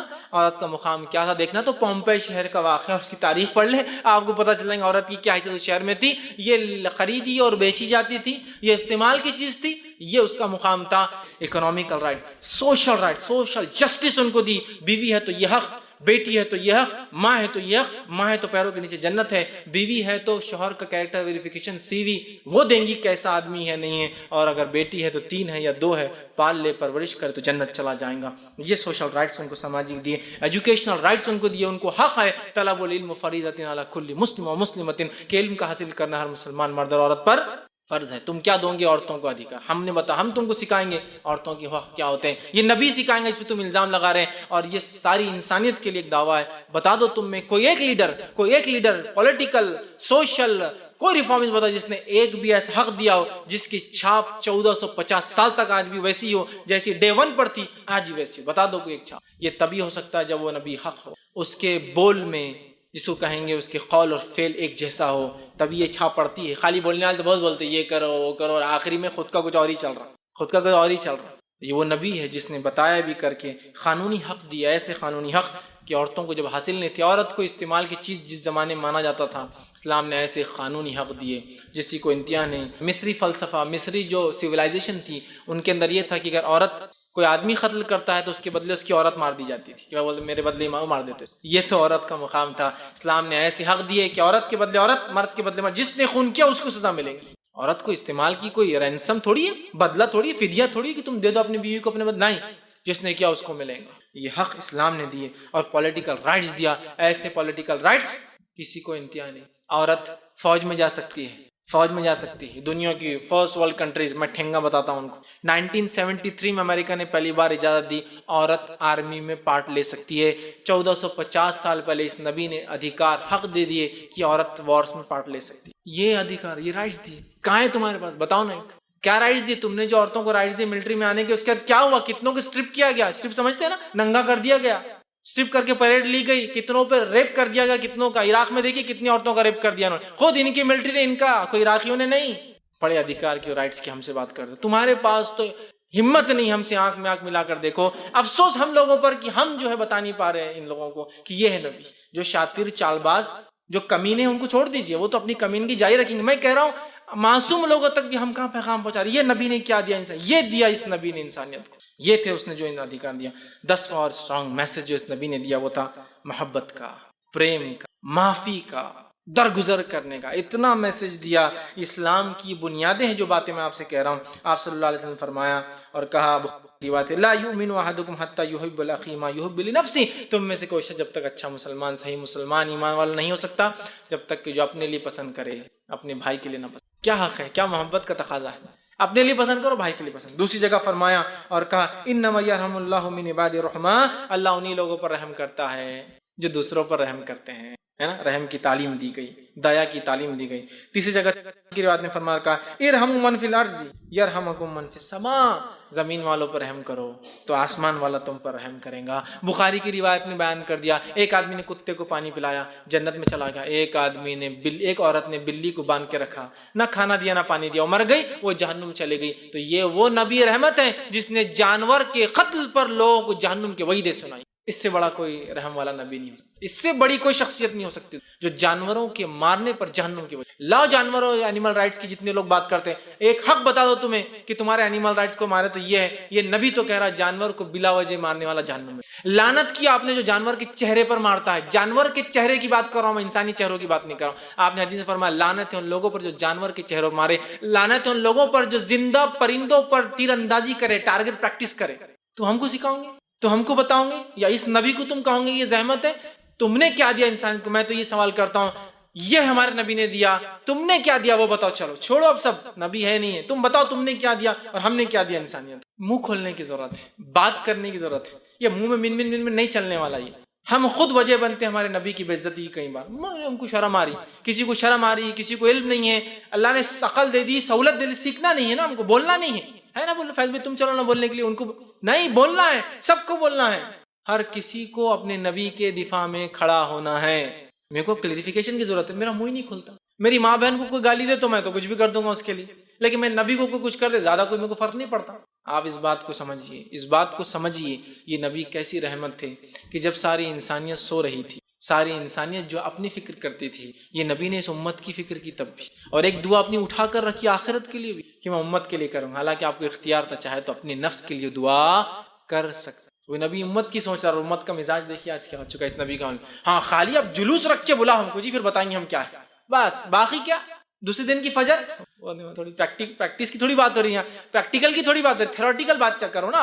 जोश दिलाओ, जज्बा दिलाओ, ये करो वो करो, घर आग लगाने का लगा देंगे, गाड़ियां जला देंगे, लेकिन मुस्बत काम करो। किसी गाड़ी दिलाओ, एक लंगड़े और माजूर, वो बहुत मुश्किल होगी। आपने कभी मांगी नहीं ना किसी, तो खुद के जेब से दिलाओ ना, तो चंदा जमा को दूसरों के लिए कर सकता ना इंसान। नबी ने अपनी जात के लिए कभी नहीं मांगा, लेकिन उम्मत के लिए आपने अपनी झोली फैला दी। उम्मत के लिए कहाँ होता है हमसे? तो गाड़ी जलाना तो हो जाएंगे, गाड़ी दिलवाने के बाद कीजिए कभी किसी। कंस्ट्रक्टिव वर्क मत बोलिए हमको, डिस्ट्रक्टिव वर्क बोलिए। जोश दिलाइए, हम सब कुछ करने को तैयार हैं। और ये जोश का असर भी कितना रहता है मालूम आपको? अल्लाह इस चीज के बारे में गवाह है। ऐसे लीडरों के और ऐसे जोश मैंने बहुत देखे अपनी जिंदगी के अंदर, बहुत देखे। एक मरतबा एक मस्जिद को शहीद कर दिया गया था, हम भी चले गए, उसकी शहीद हो गए, कॉलेज से निकले, बसें भर के गई, शहादत के मुकाम पे गए, ठीक है। तो जितने लोग बसों में गए उसमें आधे नहीं नमाज पढ़े खाली। वहीं हमको थोड़ा सा हो रहा था, कॉन्ट्रडिक्शन दिख रहा था, मस्जिद के तहफ्फुज़ के लिए और मस्जिद नमाज ही नहीं पढ़ रहे। चलो जैसे तैसे, चलो भाई को वजह होंगी, जो भी XYZ, जोश आ गया, जज्बा आ गया। वहाँ एक टूटी फूटी गाड़ी थी, पता नहीं किसकी गाड़ी थी, अल्लाह को मालूम। उस गाड़ी पे पूरा जोश जज्बा निकल रहा, कोई पेट्रोल डाल के जला रहा, कोई ये कर रहा और ये हो रहा और वो हो रहा। और बसों में वापस पुलिस आ गई और पथराव कर दिए पुलिस पर। पुलिस चले गई दूर दूर, जंगल में थी मस्जिद, गैर आबाद इलाके में। बहरहाल टूटी थी, शहीद तो हुई थी, लोग भर गए। मैं इनके जोश की हकीकत बता रहा हूँ, ये भी आप समझ ले। बस में बैठने के बाद क्या प्लानिंग, हो मैं बस स्टैंड संभाल लेता, तो रेलवे स्टेशन संभाल ले, तू ये संभाल ले, तू वो संभाल ले, और हमसे देख रहा क्या बड़ी बड़ी बातें हो रही। मतलब अब तो बहुत जबरदस्त बदला, मस्जिद का बदला लिया जा रहा हो। अब नौजवान थे, हमको लग रहा कुछ होगा, तू ये कर ले, तू वो कर ले। अल्लाह गवाह, अल्लाह की कसम, जब बस आकर पुलिस स्कॉट आ गया था, बस आकर बस स्टैंड पे रुकी, ये सबसे ज्यादा जोश दिलाने वाले ऐसे खामोशी से निकले, क्या साहब क्या चल रहा, पोट्टे समझते नहीं है, बस अपने को करें। और पीछे वाले सिर्फ देख रहे हो, इतने फटके का पीछे वाले, मैंने भी खाया था, जिसे कोई नहीं निकल गया, वो निकल गया जिसने सबको लाया था जोश दिला के। सबसे पहले अल्लाह गवाह निकला बस से, क्या साहब क्या चल रहा, चल اور سب کو پھٹ کے بڑے پیچھے، چونکہ جو نکل رہا تھا پولیس سب کو مار رہی تھی۔ سیکھ لیا اس دن ہم نے کہ لوگوں کا جوش کس حد تک رہتا ہے اور کیا چاہتے اور کیا منصوبے ہیں ان کی۔ ایک بڑا اہم میسج جو آپ صلی اللہ علیہ وسلم نے انسانیت کو دیا وہ یہ ہے کہ ضرورت پڑنے پر امن و امان قائم رکھنے کے لیے فورس کا استعمال بھی کیا جا سکتا ہے۔ سمجھ رہے آپ؟ امن و امان کو قائم رکھنے کے لیے فورس کا استعمال کیا جا سکتا ہے۔ دنیا کی حکومتیں جو امن و امان والی ہے ساری اس پر گواہ ہے۔ ہندوستان ایک امن و امان والا ملک ہے، لیکن اس کی اپنی ایک ملٹری اور اپنی ایک پولیس فورس، اپنی ایک نیوی اور اپنی ایک ایئر فورس ہے۔ کیوں؟ اس لیے کہ اب ملک جانتا ہے امن قائم ہونے کے بعد امن سٹیبل رہے، امن باقی رہے، پیس اسٹیبلش رہے، اس کے لیے فورس کا یوز کرنا ضروری ہوتا ہے۔ یو این کے اندر، نیٹو کے اندر پیس کیپنگ فورسز ہوتی ہے، پیس کیپنگ فورسز، سمجھ رہے آپ؟ تو نبی نے بھی یہی پیغام دیا، ضرورت پڑنے پر حق کے دفاع کے لیے امن کو قائم کرنے فورس بھی استعمال ہو۔ کیوں دنیا اس کو بے ڈھنگی اور بے ڈھب طریقے سے پیش کرتی ہے، جبکہ خود پیس کیپنگ فورسز بناتے ہیں، نیٹو بناتے ہیں، یو این کی پیس کیپنگ فورسز ہے، اسی طرح افریقہ کی پیس کیپنگ فورسز اب جن کے ممالک کی ہیں۔ انڈیا جو ہے ایک پیسفل کنٹری ہونے کے بعد بھی ایک اپنی ملٹری اور اپنی ایک ایئر فورس اور اپنی ایک نیوی اور اپنی پولیس فورس رکھتا ہے۔ اس لیے یہ گواہ ہے کہ شانتی استھاپت ہونے کے بعد اس کو قائم اور اس کو باقی رکھنے کے لیے شکتی کی اور جو ہے پاور کی ضرورت ہوتی ہے۔ تو نبی اکرم صلی اللہ علیہ وسلم یہی کہا کہ جب پیس اسٹیبلش ہو جائے تو اس کو باقی رکھنے کے لیے فورس کا یوز کیا جائے۔ تو کیوں اس کو بے ڈھنگے روپ سے پیش کیا تھا؟ دیکھو اس نبی نے ایک ہی زندگی میں 70 تو فلاں کر دیے، 360 تو مور کے چھیڑ دیے، اتنے تو لوگ مرے۔ میں چیلنج سے کہتا ہوں کوئی بتا دے نبی اکرم صلی اللہ علیہ وسلم کی پوری زندگی میں کہ آپ نے کسی ایک کافر کو اپنے ہاتھ سے قتل کیا؟ آپ سن کے ہاتھ سے بول رہا ہوں آپ کو، ایک بتا دیں کہ آپ نے قتل کیا۔ اور پورے آپ سن کی 23 سالہ زندگی میں ایک حساب کے مطابق 7000 سے لے کر صرف 8000 لوگ مارے گئے ہیں۔ میں چیلنج کرتا ہوں چھوٹی سی دنیا کی جو جنگ اور جھڑپ ہوئی ہے اس کے اندر کو بتا دے کہ 23 ایئرس کے آپ صلی اللہ علیہ وسلم نے جو کیا، 23 سال میں صرف 7000 سے لے کر 8000 کے بیچ لوگ مارے گئے، سب ملا کر، جس میں آپ شامل تھے، جس میں آپ نہیں بھی تھے اور صحابہ گئے۔ بتائیے آپ کو ایک ایسی مثال بتائیے، آپ تو صرف آسمان سے ایک ہی پھینکتے تو 7-8 ہزار تو یوں اڑ جاتے ہیں، فیومز بن کے، انسان بھی نہیں بنتے، بھاپ بن کے اڑ جاتے ہیں۔ کلسٹر ڈال دیتے ہیں اوپر سے، ایک جگہ گرتا 70 جگہ اور پھوٹتا ہے جا کر۔ ہاں، ڈرون ڈال دیتے ہیں آپ، بہت آسانی سے ٹارگٹ کرو، مارو، پتہ چلا شادی تھی، کوئی بات نہیں، ایک شادی تھی اگلی کر لینا، کوئی مسئلہ نہیں، شاید 70 مار، کوئی مسئلہ نہیں، 100 مار۔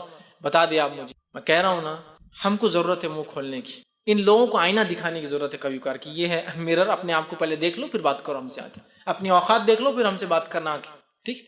تو یہ ضرورت ہے اس قوم کو، اور ڈیفینسو موڈ میں آنے کی ضرورت نہیں۔ آفینس میں یہ بھی نہیں کہہ رہا ہوں آپ اٹیکنگ موڈ میں رہو، لیکن میں یہ کہنا چاہ رہا ہوں حقیقتوں کو تو منہ کھولو اپنا، وہاں بھی چپ بیٹھے ہوئے۔ آئیے آپ سمجھ کے اور کیا تعلیمات ہے، 20 تعلیمات اور جو اسٹرانگ پوائنٹس ہے رکھ کے بات ختم کرو، ایک لائن میں رکھوں گا۔ آپ نے صدقات اور فطرہ اور مختلف طریقوں سے غریبوں کو دینے کی تعلیم دی۔ آپ صلی اللہ علیہ وسلم نے ماں باپ کے ایسے جو ہے مقام بتائے کہ ماں کو جنت، ماں کی قدموں کے نیچے جنت اور باپ کو جنت کا دروازہ بنا دیا۔ آپ نے پڑوسیوں سے اچھا سلوک کرنے کا حکم دیا اور جو پڑوسیوں سے برا سلوک کرتا ہے اس کو جہنم کی وعیدیں سنائیں۔ اس طرح آپ نے جو ہے راستے کو صاف کرنے کا حکم دیا اور اس کو ایمان کا حصہ بتایا، اور جو راستے میں اڑچن پیدا کرے اس کو جو بہت وعیدیں سنائیں۔ آپ نے جو ہے ہمیشہ دینے کا حکم دیا، لینے سے جو اس قوم کو منع کیا اور حکم دیا بار بار، اس طرح بھوکوں کو کھانا کھلاؤ، ننگیوں کو کپڑا پہنانے کی فضیلت بتائی، اسی طرح لوگوں کے ساتھ اچھا سلوک کرنے کا حکم دیا، اسی طرح اچھی سوچ اور اچھا عمل کرنے کا اس امت کو حکم دیا۔ اسی طرح جو ہے کچھ نہ کر سکے تو یہ کہا، کچھ نہ کر سکے تو ہنس کر مسکرا کر اپنے بھائی سے ملو، کہا یہ بھی صدقہ ہے، یہ حکم دیا۔ غصے کو اس نبی نے حرام قرار دیا، جو جڑ ہے تمام کے تمام گناہوں کی جو دنیا میں ہوتے ہیں، چاہے معصومیت پہ ہو جائے انجانے میں جانے بوجھی، اس کی وجہ غصہ ہوتی ہے، غصے کو حرام قرار دیا۔ اسی طرح جو ہے زبردستی دھرم تبدیل کرنے کو اس نبی نے حرام قرار دیا، لا اکراہ فی الدین، قرآن نے کہا دین میں کوئی زبردستی نہیں ہے۔ اسی طرح جو ہے اپنے لیے جو پسند کرو دوسروں کے لیے پسند کرو، یہ حکم دیا۔ اسی طرح جو ہے ظلم کرنے کو بھی منع کیا اور ظلم سہنے کو بھی حرام قرار دیا۔ آپ نے کہا انصر اخاک ظالما و مظلوما، مدد کر اپنے بھائی کی، چاہے ظالم ہو چاہے مظلوم ہو۔ صحابہ نے پوچھا مظلوم کی مدد تو سمجھ میں، ظالم کی مدد کیسے کرنا؟ تو کہا ظالم کو ظلم سے روک، یہ اس کی مدد ہے۔ تو دونوں کو، ظلم سہنے اور ظلم کرنے، دونوں کو حرام قرار دیا۔ اسی طرح جو ہے گندگی، کوڑا کرکٹ کو اپنے گھر سے، اپنے سماج سے نکال دینے کو آدھا ایمان قرار دیا۔ الطہور نصف الایمان یا الطہور شطر الایمان، پاکی آدھا ایمان ہے کہا۔ گندگی، کوڑا کرکٹ اپنے جسم، اپنے گھر، اپنے سماج سے نکالنا دین کا ہاف پارٹ کہہ دیا۔ مطلب گلوبل جس کو ہم کہیں گے گرین ورلڈ کی ایک تحریک آپ نے شروع کر دی۔ ایک گرین اچھا گو گرین آپ سے نے کہا ہر چیز سے صفائی ہو. اسی طرح پیڑ لگانے کو آپ نے حکم دیا اور اتنا زبردست صحیح مسلم کی روایت میں کہا اگر کل قیامت ہو تم کو پتا ہو اور آج موقع ملے تو جھاڑ لگا دو. جھاڑ لگانے کی اہمیت بہت سارے لوگ بولتے ہیں, اتنی اہمیت تو کسی دین, کسی مذہب, کسی آرگنائزیشن کے پاس نہیں ہے جی دنیا کا, کہ کل قیامت ہو, مطلب قیامت کب آئیں گے ہم کو نہیں پتا, بولیں کل سب کچھ بھی تمہارا برباد ہو رہا ہو تم کو معلوم ہو تو بھی آج موقع ملے جھاڑ لگا دینا. کیا انوائرمنٹ کی آپ نے خیال رکھا, جھاڑ کے نیچے غلاظت کرنے والے پہ لعنت بھیجی آپ نے, کیا انوائرمنٹ خیال ہے. بہتی ندیوں کے اندر غلاظت پیشاب پاخانہ کرنے سے منع کیا, کیا انوائرمنٹ کی بات ہم کر. ہم لوگوں نے تو جن ندیوں کو بہراج نالوں میں تبدیل کر دیا, ارے جن ندیوں کو مقدس سمجھتے ہیں ان کو گندے نالوں میں تبدیل کر دیا, حالات دیکھیے. ٹھیک, اسی طرح آپ نے ڈرگز, جوا, شراب, لاٹری, اللیگل سیکس, زنا, پورنوگرافی سب کو حرام قرار دیا, سب کو گناہ قرار دیا, جو جڑ ہے پورے سماج کو آج برباد کرنے کی. ڈرگز, جوا ہے نا, لاٹری, کمانا تو حلال, لاٹری برباد کرتا ہے. ٹھیک, شراب, یہ سب سے بڑے سوشل ایونلز ہیں جو کہہ تو رہی ہے حکومتیں, لیکن ادھر برابر ایڈ بھی آتا ہے, ادھر برابر ایڈ بھی آتا ہے, نام الگ رہتا ہے, distil water, pure drinking water. بیچارہ ایک آدمی جو سمجھتا نہیں ایڈ کو جا کے خرید تو پھنس جائیں گے, کیونکہ اب گورنمنٹ کے نزدیک شراب حرام ہے لیکن ایڈ تو برابر آ رہے ہیں, لیکن ایڈ میں شراب لکھا ہوا کہیں نہیں آتا ہے, خالی ایڈ آتا ہے جب ملیں گے ہم تم اور وہ, بس ختم, کچھ بھی نہیں, آپ سمجھ میں نہیں پائیں کیا جس کے لیے وہ آدمی سمجھ گیا میرے لیے کیا ہے نیا آ گیا ہے نا, گو بلو, گو گرین, بس اتنا آپ دیکھا بری باٹلی جاری, پتہ نہیں کیا کی باٹلی. تو بول تو ایک چیز رہی ہے کہ شراب سب زیادہ اموات ہو رہی ہے ایکسیڈنٹ کے شکل میں, بیماریوں کے شکل میں, لیور کینسر کی شکل میں, اور یہاں شراب کو فروغ بھی دی جا رہی. اس نبی نے جو کہا وہ کر کے دکھایا, سارے سماج سے شراب ختم کر دی. کہ عرب کے اندر جو لوگ 100 سال پرانی شراب پیتے تھے, نبی کے ایک حکم کے اوپر وہ شرابوں کو پانی جیسا لوگوں نے بہا دیا مدینے میں, اور اس دور کے بعد سے آج تک اس شہر میں شراب نہیں ملتی. یہ ہوتا ہے سوشل چینج جس کو کہتے ہیں, ایسا پرماننٹ چینج جس کی چھاپ صدیوں در صدیوں نہیں, ملینیا, ہزاروں سال میں دیکھنے کو ملے. آج 1500 سال تقریباً ہو گئے, آج بھی چھاپ باقی. سمجھ رہے آپ بات کو. تو آپ نے سب کو حرام قرار دیا, سود لینے دینے کو سماج کی سب سے بڑی برائی, اور اس کو حرام قرار دیا. اسی طرح رشوت کو حرام قرار دیا. اسی طرح جو ہے غلط اور ناجائز کمائی کو حرام قرار دیا. اسی طرح جو ہے انسان ہونے کے ناطے مرد عورت کو برابر قرار دیا, اور غریب کا حق مارنے والے کو جہنمی قرار دیا. یہ چند اور نکات ہیں. ویسے نبی اکرم صلی اللہ علیہ وسلم کی تعلیمات ایک اس میں رکھنا ممکن نہیں ہے, یہ بس چیدہ تعلیمات کچھ میں نے آپ کے سامنے رکھنے کی جو بہرحال کوشش کی, لیکن اس نبی کے خلاف پچھلے 30 سالوں میں 20 فلمیں بنی ہیں اور 600 کتابیں لوگوں نے آپ کی, لیکن الحمدللہ اس نبی کے ماننے والوں اور اس کے حق میں جو ہے لاکھوں کتابیں لکھی گئی, لہذا اس کا احاطہ کرنا میرے لیے ممکن نہیں ہے. مطلب جہاں پازیٹیو ہے, نیگیٹو بھی لوگ ہوتے ہیں لیکن پازیٹیوزم بہت ہے لوگوں میں آج ہی ماشاءاللہ. لاکھوں کتابیں آپ کی سیرت اور آپ کے مثبت پہلوؤں پہ لکھی گئی ہے, جبکہ منفی اعتبار سے اس 30 سال میں صرف 600 کتابیں اور 20 پکچریں آپ کے خلاف آئی ہیں. میں سمجھتا ہوں اس کا سب سے بہترین جواب ہمارا عمل اور ہمارا رویہ, اور ہم اس تعلیم کو عام کریں, وہ کر سکتے ہیں. بھائی بالخصوص یہ جو کارٹون کا مسئلہ ہوا تھا, اس پہ ہمارا کیا رد عمل ہوگا ایک انڈیویجول ہونے کے ناطے.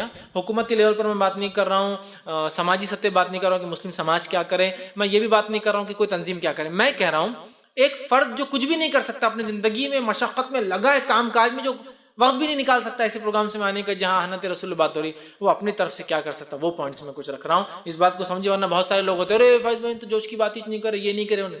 ہم وہ بات نہیں کریں جہاں ہماری طاقت جو ایک انسان کی ہے, ہم کہتے ہیں پریکٹیکلی جو ہو سکتا ہے اس کی ہم بات کریں, زیادہ مناسب ہے. امپریکٹیکلی جب ہمارا یہ ہوں گا, ہماری حکومتیں ہوں گی, ہم فلاں ہوں گی, وہ امپریکٹیکل باتیں جب ہوں گا, اللہ تعالیٰ اس لوگوں کو صلاحیت دیں گا, وہ لوگ وہ کام کر لیں گے.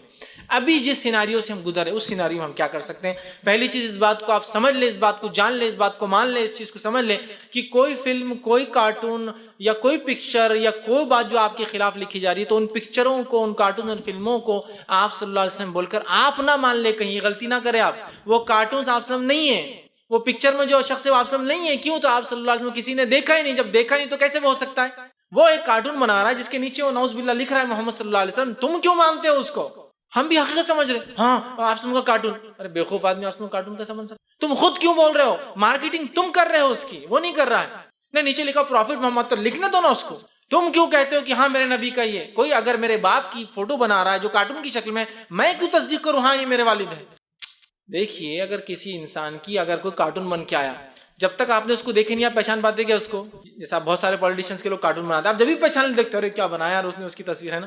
میں یہ پوچھتا ہوں کس نے آپ کو دیکھا؟ آپ کو مجسمہ ہے نہیں, تو پھر آپ کیوں مان رہے وہ کارٹون آپ سے؟ تو پہلے یہ غلطی مت کیجیے اس چیز کو ماننے کی کہ وہ آپ صلی اللہ علیہ وسلم کا ہے بول کر کارٹون, اس چیز کو بھول جائیے آپ. اس نے غلطی کی، ویسا کرنا بھی غلط ہے، گناہ ہے، وہ سزا کا مستحق ہے، میں اس کو مانتا ہوں، لیکن میں یہ کہہ رہا ہوں کہ ہم مانیں نہ اس چیز کو کہ یہ محمد صلی اللہ علیہ وسلم، ہم مانتے نہیں آپ سے ایسے تھے، تو سمپل ہے، ہم کیوں اس کو ٹیسٹیفائی کریں کہ ہاں یہی ہمارے نبی ہے نا؟ سب سے پہلے وہ کارٹون صاحب نہیں ہے، اس بات کو آپ سمجھ لیں، لیکن ایسا کرنا بھی غلط ہے اور وہ آدمی سزا کا مستحق ہے، لیکن وہ آپ نہیں، یہ بات طے ہے۔ دوسرا آپ کیا کرنا ہے آپ کو، اب جو پریکٹیکلی، پہلا ان کارٹونز، ان تصویر، ان پکچروں کو کبھی مت دیکھیے۔ ارے کیا فتنہ فلم بنا دیا، کیا خطرناک فلم ہے فتنہ، تو دیکھ رہا کیوں؟ سوال یہ کیوں دیکھ کر تم ان کی ویورشپ اور ٹی آر پی بڑھاتے ہو؟ سب سے پہلے اس کو ہمیں دیکھنا نہیں ہے، کسی کارٹون کو نہیں۔ دوسرا کبھی اس کو فارورڈ مت کیجئے، social networking website, WhatsApp, کہیں فارورڈ مت کیجئے۔ اور دیکھو لوگ کارٹون بنا رہے، کیوں تم فارورڈ کرتے ہو؟ تم نے سب سے زیادہ فارورڈ کیا، اس کو لوگوں نے کیا؟ فارورڈ کبھی مت کیجئے اس کو، جہاں یہاں ختم کر دیجئے۔ میں ایک اصول بتاتا ہوں، اس اصول کو یاد رکھیے، ایک سیاست کا، پولیٹکس کا ایک اصول ہے، جس کو ختم کرنا ہے اس کا نام لینا چھوڑ دیجئے۔ فرانس میں کیا ہوا؟ فرانس میں یہ ہوگا، فرانس میں ہوگا، فرانس میں ہوگا، فرانس میں ہوگا۔ آپ نے مارکیٹنگ فرانس کی، فرانس کو تو کوئی پہچانتا ہی نہیں تھا۔ آج بھی کئی دینی رہنما ہے، اگر ان سے پیپر کا نام پوچھ جائے کس نے چھاپا تو نہیں معلوم ان کو، جو تقریر ہو لیکن معلوم نہیں حقیقت میں ہوا کیا، وہاں کس شکل میں اہانت کی گئی۔ لیکن میں یہ کہنا چاہ رہا ہوں، حقیقتوں وہ کیجئے، کسی نے کیا ہم اس کا رد عمل بالکل کریں گے، لیکن ہم اتنے دور ہے، ہمارا رجسٹر نہیں ہوتا۔ ہم جو یہاں کر سکتے وہ بتائیے کہ کل سے نوجوانوں کیا کرنا جو یہاں بیٹھے ہیں؟ کل سے کچھ نہیں، ابھی سنو اور چلے جاؤ نہیں، کل سے کیا کرنا ہے آپ لوگوں کو؟ کیسے اس کا احتجاج کریں گے ہم؟ کیسے پروٹیسٹ اپنی لائف میں ہم کریں گے؟ نہیں، وہ کچھ نہیں، یہ طریقہ نہیں ہے۔ پریکٹیکلی ہم کچھ نہیں کر سکتے، وہ ایک دوسرے ملک میں ہو رہا، خاموشی اختیار کریں، ختم کر دیجیے اس ایشو کو، ہے نا؟ واللہ سلمان رشدی کو، تسلیمہ نسرین کو جتنا ہم نے مارکیٹنگ دی نا، اتنا وہ شاید زندگی بھر بھی لکھتے نا کچھ بھی تو بھی اتنی مارکیٹنگ نہیں ہوتی۔ ختم کر دیجیے، کرنے والے اپنا کام کر رہے ہیں، چھوڑ دیجیے ان کو، اپن ختم کر دیجیے، چرچے مت لائیے۔ میں کچھ کر سکتا ہوں کہ ان کا نہیں، خاموش بیٹھ جاؤ، آپ کچھ نہیں، خاموش بیٹھ جائیں، نہ فارورڈ کیجیے کارٹونز، نہ دیکھیے ان کو کبھی غلطی سے، رپورٹ کیجیے ان کو، تیسرا پوائنٹ، اور رپورٹ ارلیسٹ اسٹیج میں کیجیے۔ معلوم آپ کو، اگر ایک بار سوشل نیٹ ورکنگ پہ کوئی چیز ویورشپ بہت بڑھ جاتی ہے تو اس کو یوٹیوب اور فیس بک نیچے نہیں اتارتے ہیں، ارلیسٹ اسٹیج میں جا کر رپورٹ کیجیے، کمیونٹی گائیڈ لائن ہٹ کر رہا ہے بول کریں۔ اور social networking website پر، خاص طور پر یوٹیوب پر اور فیس بک پر، کمیونٹی گائیڈ لائنس کوئی چیز اگر ہٹ کرتی ہے اور اگر اس کو کوئی رپورٹ کرتا ہے تو اتنے سخت وہ ایکشن لیتے ہیں کہ اگر 2 رپورٹ ہوتی ہے تو اس کا اکاؤنٹ بند ہو جاتا ہے، صرف 2 رپورٹ پر۔ ایک رپورٹ پر 6 مہینے کے لیے بند کرتے ہیں، اور ایک سیکنڈ رپورٹ اگر اسی 6 مہینے میں آگے تو بند ہو جاتا ہے۔ تو میں آپ کو، ہم کو وہ جان پہ آتا نہیں، دیکھنے میں بڑا مزہ آتا نا، دیکھو آپ سم کی تصویر اور اس کو آپ ہی فارورڈ کریں، فوراً اس کو روکیے، ابیوس رپورٹ کیجئے، اندر جا کے وہ اس میں ابیوس میں دیتا ہے وہ کہ کیا کر رپورٹ کرنا ہے یا خالی ابیوس وہ کرنا ہے، اس کو ابیوس رپورٹ کیجئے، پھر وہ پوچھیں گا کیوں، آپ کا نام پتہ سب لیں گا اور سب ڈالیے اس کے اندر اور اس کو یہ رپورٹ، آپ دیکھیے اس کا اکاؤنٹ بند ہو جاتا ہے۔ صرف 2 لوگوں پہ، صرف 2 لوگوں کے کمیونٹی گائیڈ لائنز ہٹ کر رہا ہے بولنے پر اس کا اکاؤنٹ کلوز ہو جاتا ہے، سیم اگر 6 منتھ کے اندر ہو جائے تو میں تو کہہ رہا ہوں نا، ایک ساتھ مل کے آپ کو پتا ہے فلاں نے کیا، ایک ساتھ مل کے وہیں ختم کر دیجیے نا اس کو، وہ کر کے پیپر میں چھاپ کر، تم اور میں ہی وجہ بنتے ہیں نبی کی اہانت کی سب سے زیادہ۔ دیکھو کل یہ چھپا، اللہ کا نام جوتے پہ تھا، کیوں چھاپا تم نے اس کو؟ تم آپ وجہ بنے اس کی مارکیٹنگ میں، کس کو پتا تھا وہ جوتے پہ چھپا ہوا ہے بول کر؟ عقل بھی کوئی چیز ہوتی ہے۔ میں جب عورتوں کا بیچ میں مسئلہ ہوا تھا تو بڑے پیپروں میں آ رہا تھا، مسلم دوشیزائیں، مسلم نوجوان لڑکیاں یہ کر رہی، وہ کر رہی، فلاں کر رہی۔ میں نے کہا اپنی قوم کی عورتوں کو بدنام کرنے والی کوئی قوم میں نے آج تک نہیں دیکھی سی مسلمانوں کی، میڈیا میں چھاپ رہے۔ بیوقوف احمق انسان، میری گھر کی عورت بھاگ بھی گئی تو اس کو الگ طریقے سے رپورٹ کیا جاتا، پیپروں میں نہیں دیا جاتا۔ آپ سمجھ رہے ہیں میں کیا بولنا چاہ رہا ہوں؟ میں بولنا یہ چاہ رہا ہوں، right kind of strategies use کیجیے جس سے مسئلے کا حل نکلے، مسئلہ اور نہ بڑھے۔ پیپر میں دینے سے کیا ہوا معلوم ہے آپ کو؟ کیا ہوا آپ کو معلوم ہے؟ اور لڑکیاں بھاگی، چونکہ پورا طریقہ تھا بھاگنے کا اس میں دیا ہوا۔ سمجھیے، گناہ کرنے والوں کو ہمت لگتی ہے پڑوسی کی، اگر لگ رہا ہے یہ بھاگ رہی تو میں کیوں نہیں بھاگ سکتی، اتنے بڑے علامہ کی بھاگ رہی تو میں تو چھوٹا، میرا باپ تو کچھ بھی نہیں، بھاگو۔ رپورٹ بہت ٹیکنیک ہے، دیکھیے رپورٹ کیجئے، سزا یافتاؤں کو رپورٹ کیجئے، ان کو یہ سزا ملی، دیکھیے پھر کانپتے ہو، آپ سے بھاگنے کی رپورٹ۔ سمجھیے اس بات کو، اپنے آپ کو خود بدنام مت کیجیے، اپنی قوم اور اپنے شعار، اپنی مقدسات کو ہم خود بدنام کرنے کی وجہ نہ بنے۔ یہ دیکھو جوتے پہ یہ آ گیا، مت پرنٹ کیجیے، کیوں پبلسٹی دیتے ہو ان چیزوں کو آپ خود بےخوفی کر کے؟ تو کبھی دیکھیے مت، کبھی فارورڈ مت کیجیے، رپورٹ کیجیے، ٹھیک ہے؟ اسی طرح جو ہے غصے میں مت آئیے خواہ اور دوسروں کو کبھی نقصان مت پہنچائیے۔ اپنا غصہ اپنی جگہ رکھ کر اپنے لائف کو چینج کر کے اپنے سماج، یہ تو بالکل کیجیے، لیکن غصے میں آ کر کبھی دوسروں کو تکلیف مت پہنچائیے، ٹھیک ہے؟ اس لیے کہ اسلام ایک امن والا مذہب ہے اور دوسروں کو تکلیف دینے کی اجازت نہیں دیتا، جس نے کیا ہو۔ اب نبی اکرم صلی اللہ علیہ وسلم کی زندگی پہ خوب عمل کیجیے، وہ رد عمل ہوگا اس کے اس اہانت کا۔ تم کہتے ہو یہ نبی یہ تو اس کا کارٹون بناتے ہو، یہ نبی تھا جس کا میں ماننے والا، اس لیے میں نے تمہارے لیے یہ کیا۔ اس کی مثال میں دیتا ہوں، ماسکو کا حال کا ایک واقعہ ہے۔ ایک بوڑھی عورت جو ہے وہ اپنے اور ماسکو کے ایک بہت بڑے پیپر نے اس کو رپورٹ کیا تھا، رشیا کا واقعہ ہے۔ ایک انسان جو ہے، ایک نوجوان جو ہے وہ گاڑی چلاتا، مسلم نوجوان گاڑی چلا رہا تھا، اس کی ایک بوڑھی عورت ملی، اس نے کہا مجھے چرچ تک جانا ہے، تو اس آدمی نے اس کو لے کے چرچ لے آ کے چھوڑ دیا۔ چھوڑنے کے بعد اس عورت کے پاس پیسے کی کوئی کمی تھی، اس نے کہا پیسے معاف، کوئی مسئلہ نہیں، آپ چھوڑ دیجئے، ایک بوڑھی خاتون ہے، آپ سے لینا مجھے اچھا بھی نہیں لگ رہا ہے، تو کوئی مسئلہ نہیں، آپ معاف کر دیں۔ اس خاتون نے پھر جا کر وہاں کا جو پیٹریارچ تھا، مطلب ماسکو کا سب سے ہیڈ جو ان کا کرسچینٹی کا جو لیڈر تھا کیتھولک، اس سے جا کر اس نے پورا واقعہ بیان کی، تو اس آدمی نے پھر ایک پیپر کو رپورٹ دی، اور اس نے کہا مسلم نوجوانوں کی یہ جو عمل ہے یہ ہمارے کرسچنز کو بہت متاثر کر رہا ہے، اس لیے کہ چرچ آنے کے لیے جب لوگ آتے ہیں تو کوئی بھی کرسچن ڈرائیور ان کو نہیں بٹھاتا، اس لیے کہ جنرلی جو لوگ مذہبی ہوتے ہیں وہ عام طور سے غریب بھی، اتنے مالدار بھی نہیں ہے، تو پیسے کم دیتے ہیں، ایک تو بھاؤ تاؤ کرتے ہیں، تو لہٰذا ٹیکسی والے کو مزہ بھی نہیں آتا چھوڑنے کے اندر، سمجھ رہے آپ؟ تو وہ پسند نہیں کرتے اب کہ مسلم نوجوان ایسے ہیں کہ اگر ٹیکسی چلاتے ہیں تو اپنا حق ادا کرتے ہیں، جہاں بھی کسٹمر بولتا ہے لے جا کر چھوڑتے ہیں، اور کبھی کبھار تو وہ پیسے بھی نہیں لیتے اگر کوئی مذہبی انسان کو دیکھتے ہیں۔ یہ ان کی بہت بڑی خصوصیت ہے جس سے ہمارے لوگ متاثر بھی ہو رہے ہیں اور ان کے مذہب کو قبول بھی کر رہے ہیں۔ اس نے نبی کے طریقے پہ عمل کر کے بتا رہا ہے۔ آپ وہ بوڑھی عورت سے اچھا سلوک کرتے ہیں، فلاں یہودی کے ساتھ اچھا سلوک کرتے ہیں، تو وہ یہاں کر کے بتا رہا ہے کہ بوڑھی عورت ہے، کیا ظاہر سے بوڑھے لوگ آپ کو پیسہ دینے میں کچھ نہ کچھ ہوتی، تو ایک ٹیکسی ڈرائیور کو تو چاہیے بس کھلے ہاتھ سے دے اور میں نکل جاؤں، لیکن یہ احترام کر رہا ہے اس کی بوڑھی عمر کا، عزت کر رہا ہے اس کے بڑھاپے کا، اس کو لے جا کے چھوڑ رہا ہے اس کے ڈیسٹینیشن پہ، چاہے چرچ جاؤ چاہے ہاسپٹل جا رہی ہو، سمجھ رہے ہیں آپ؟ تو اپنی زندگیوں کو نبی کا نمونہ ہی بنا دیں۔ لوگ پوچھے کہ تم بہت اچھے دکھ رہے لیکن تم مسلمان ہیں، ہاں میں اس لیے وہ اچھا ہوں بولنا، میرے نبی ایسے تھے اس لیے میں اچھا ہوں، ورنہ میرے میں کوئی خصوصیت، سمجھ رہے آپ؟ تو اپنے آپ سب سے بہترین طریقہ ان کا جواب دینے کا یہ اس جیسے ہو جاؤ جس پر الزام لگا رہے ہیں، بتا دو دنیا کو کہ ہم محمد صلی اللہ علیہ وسلم ماننے والے اس لیے ہم ایسے ہیں، ٹھیک ہے؟ اسی طرح سیرت کی کتابوں کو عام کرتے ہیں، جوش میں تو ہم بڑے آ رہے ہیں اہانت رسول پر، عزت رسول کس کو بولتے وہی نہیں پتا، رسپیکٹ آف دا پروفٹ ہم کو نہیں پتا، عزت کیسی کرنا ہم نے پڑھا ہی نہیں کبھی، تو پھر اہانت کی، جب کسی کی عزت اور وقار کیا ہے پتا ہو تو اس کی بے عزتی کیا ہوتی ہے۔ سیرت کی کتابیں لائیے، اس نبی کا مقام جائیے، نبی کے حقوق جانیے، سیرت کی کتابیں پڑھیے، سیرت کی کتابوں سے لگاؤ لگا لیجیے تاکہ ہماری زندگیاں جو ہے نبی کی سی ہو جائے۔ اسی طرح جو ہے سیرت کی کتابوں کو پھیلا دیجیے، سیرت کی کتابوں کو پڑھیے، سیرت کے پروگرامز کو عام کر دیجیے، نان مسلم میں کوئزز، مسلمز میں کوئزز، یہاں کوئز وہاں کوئز، وہاں فلاں وہاں فلاں، یہاں ایک دن کیریکٹر وہاں فلاں ڈے، یہاں عام کر دیجیے، ایک دم بالکل اس کو بولتے ہیں نا وائرل کر دیجیے نبی اکرم کی زندگی۔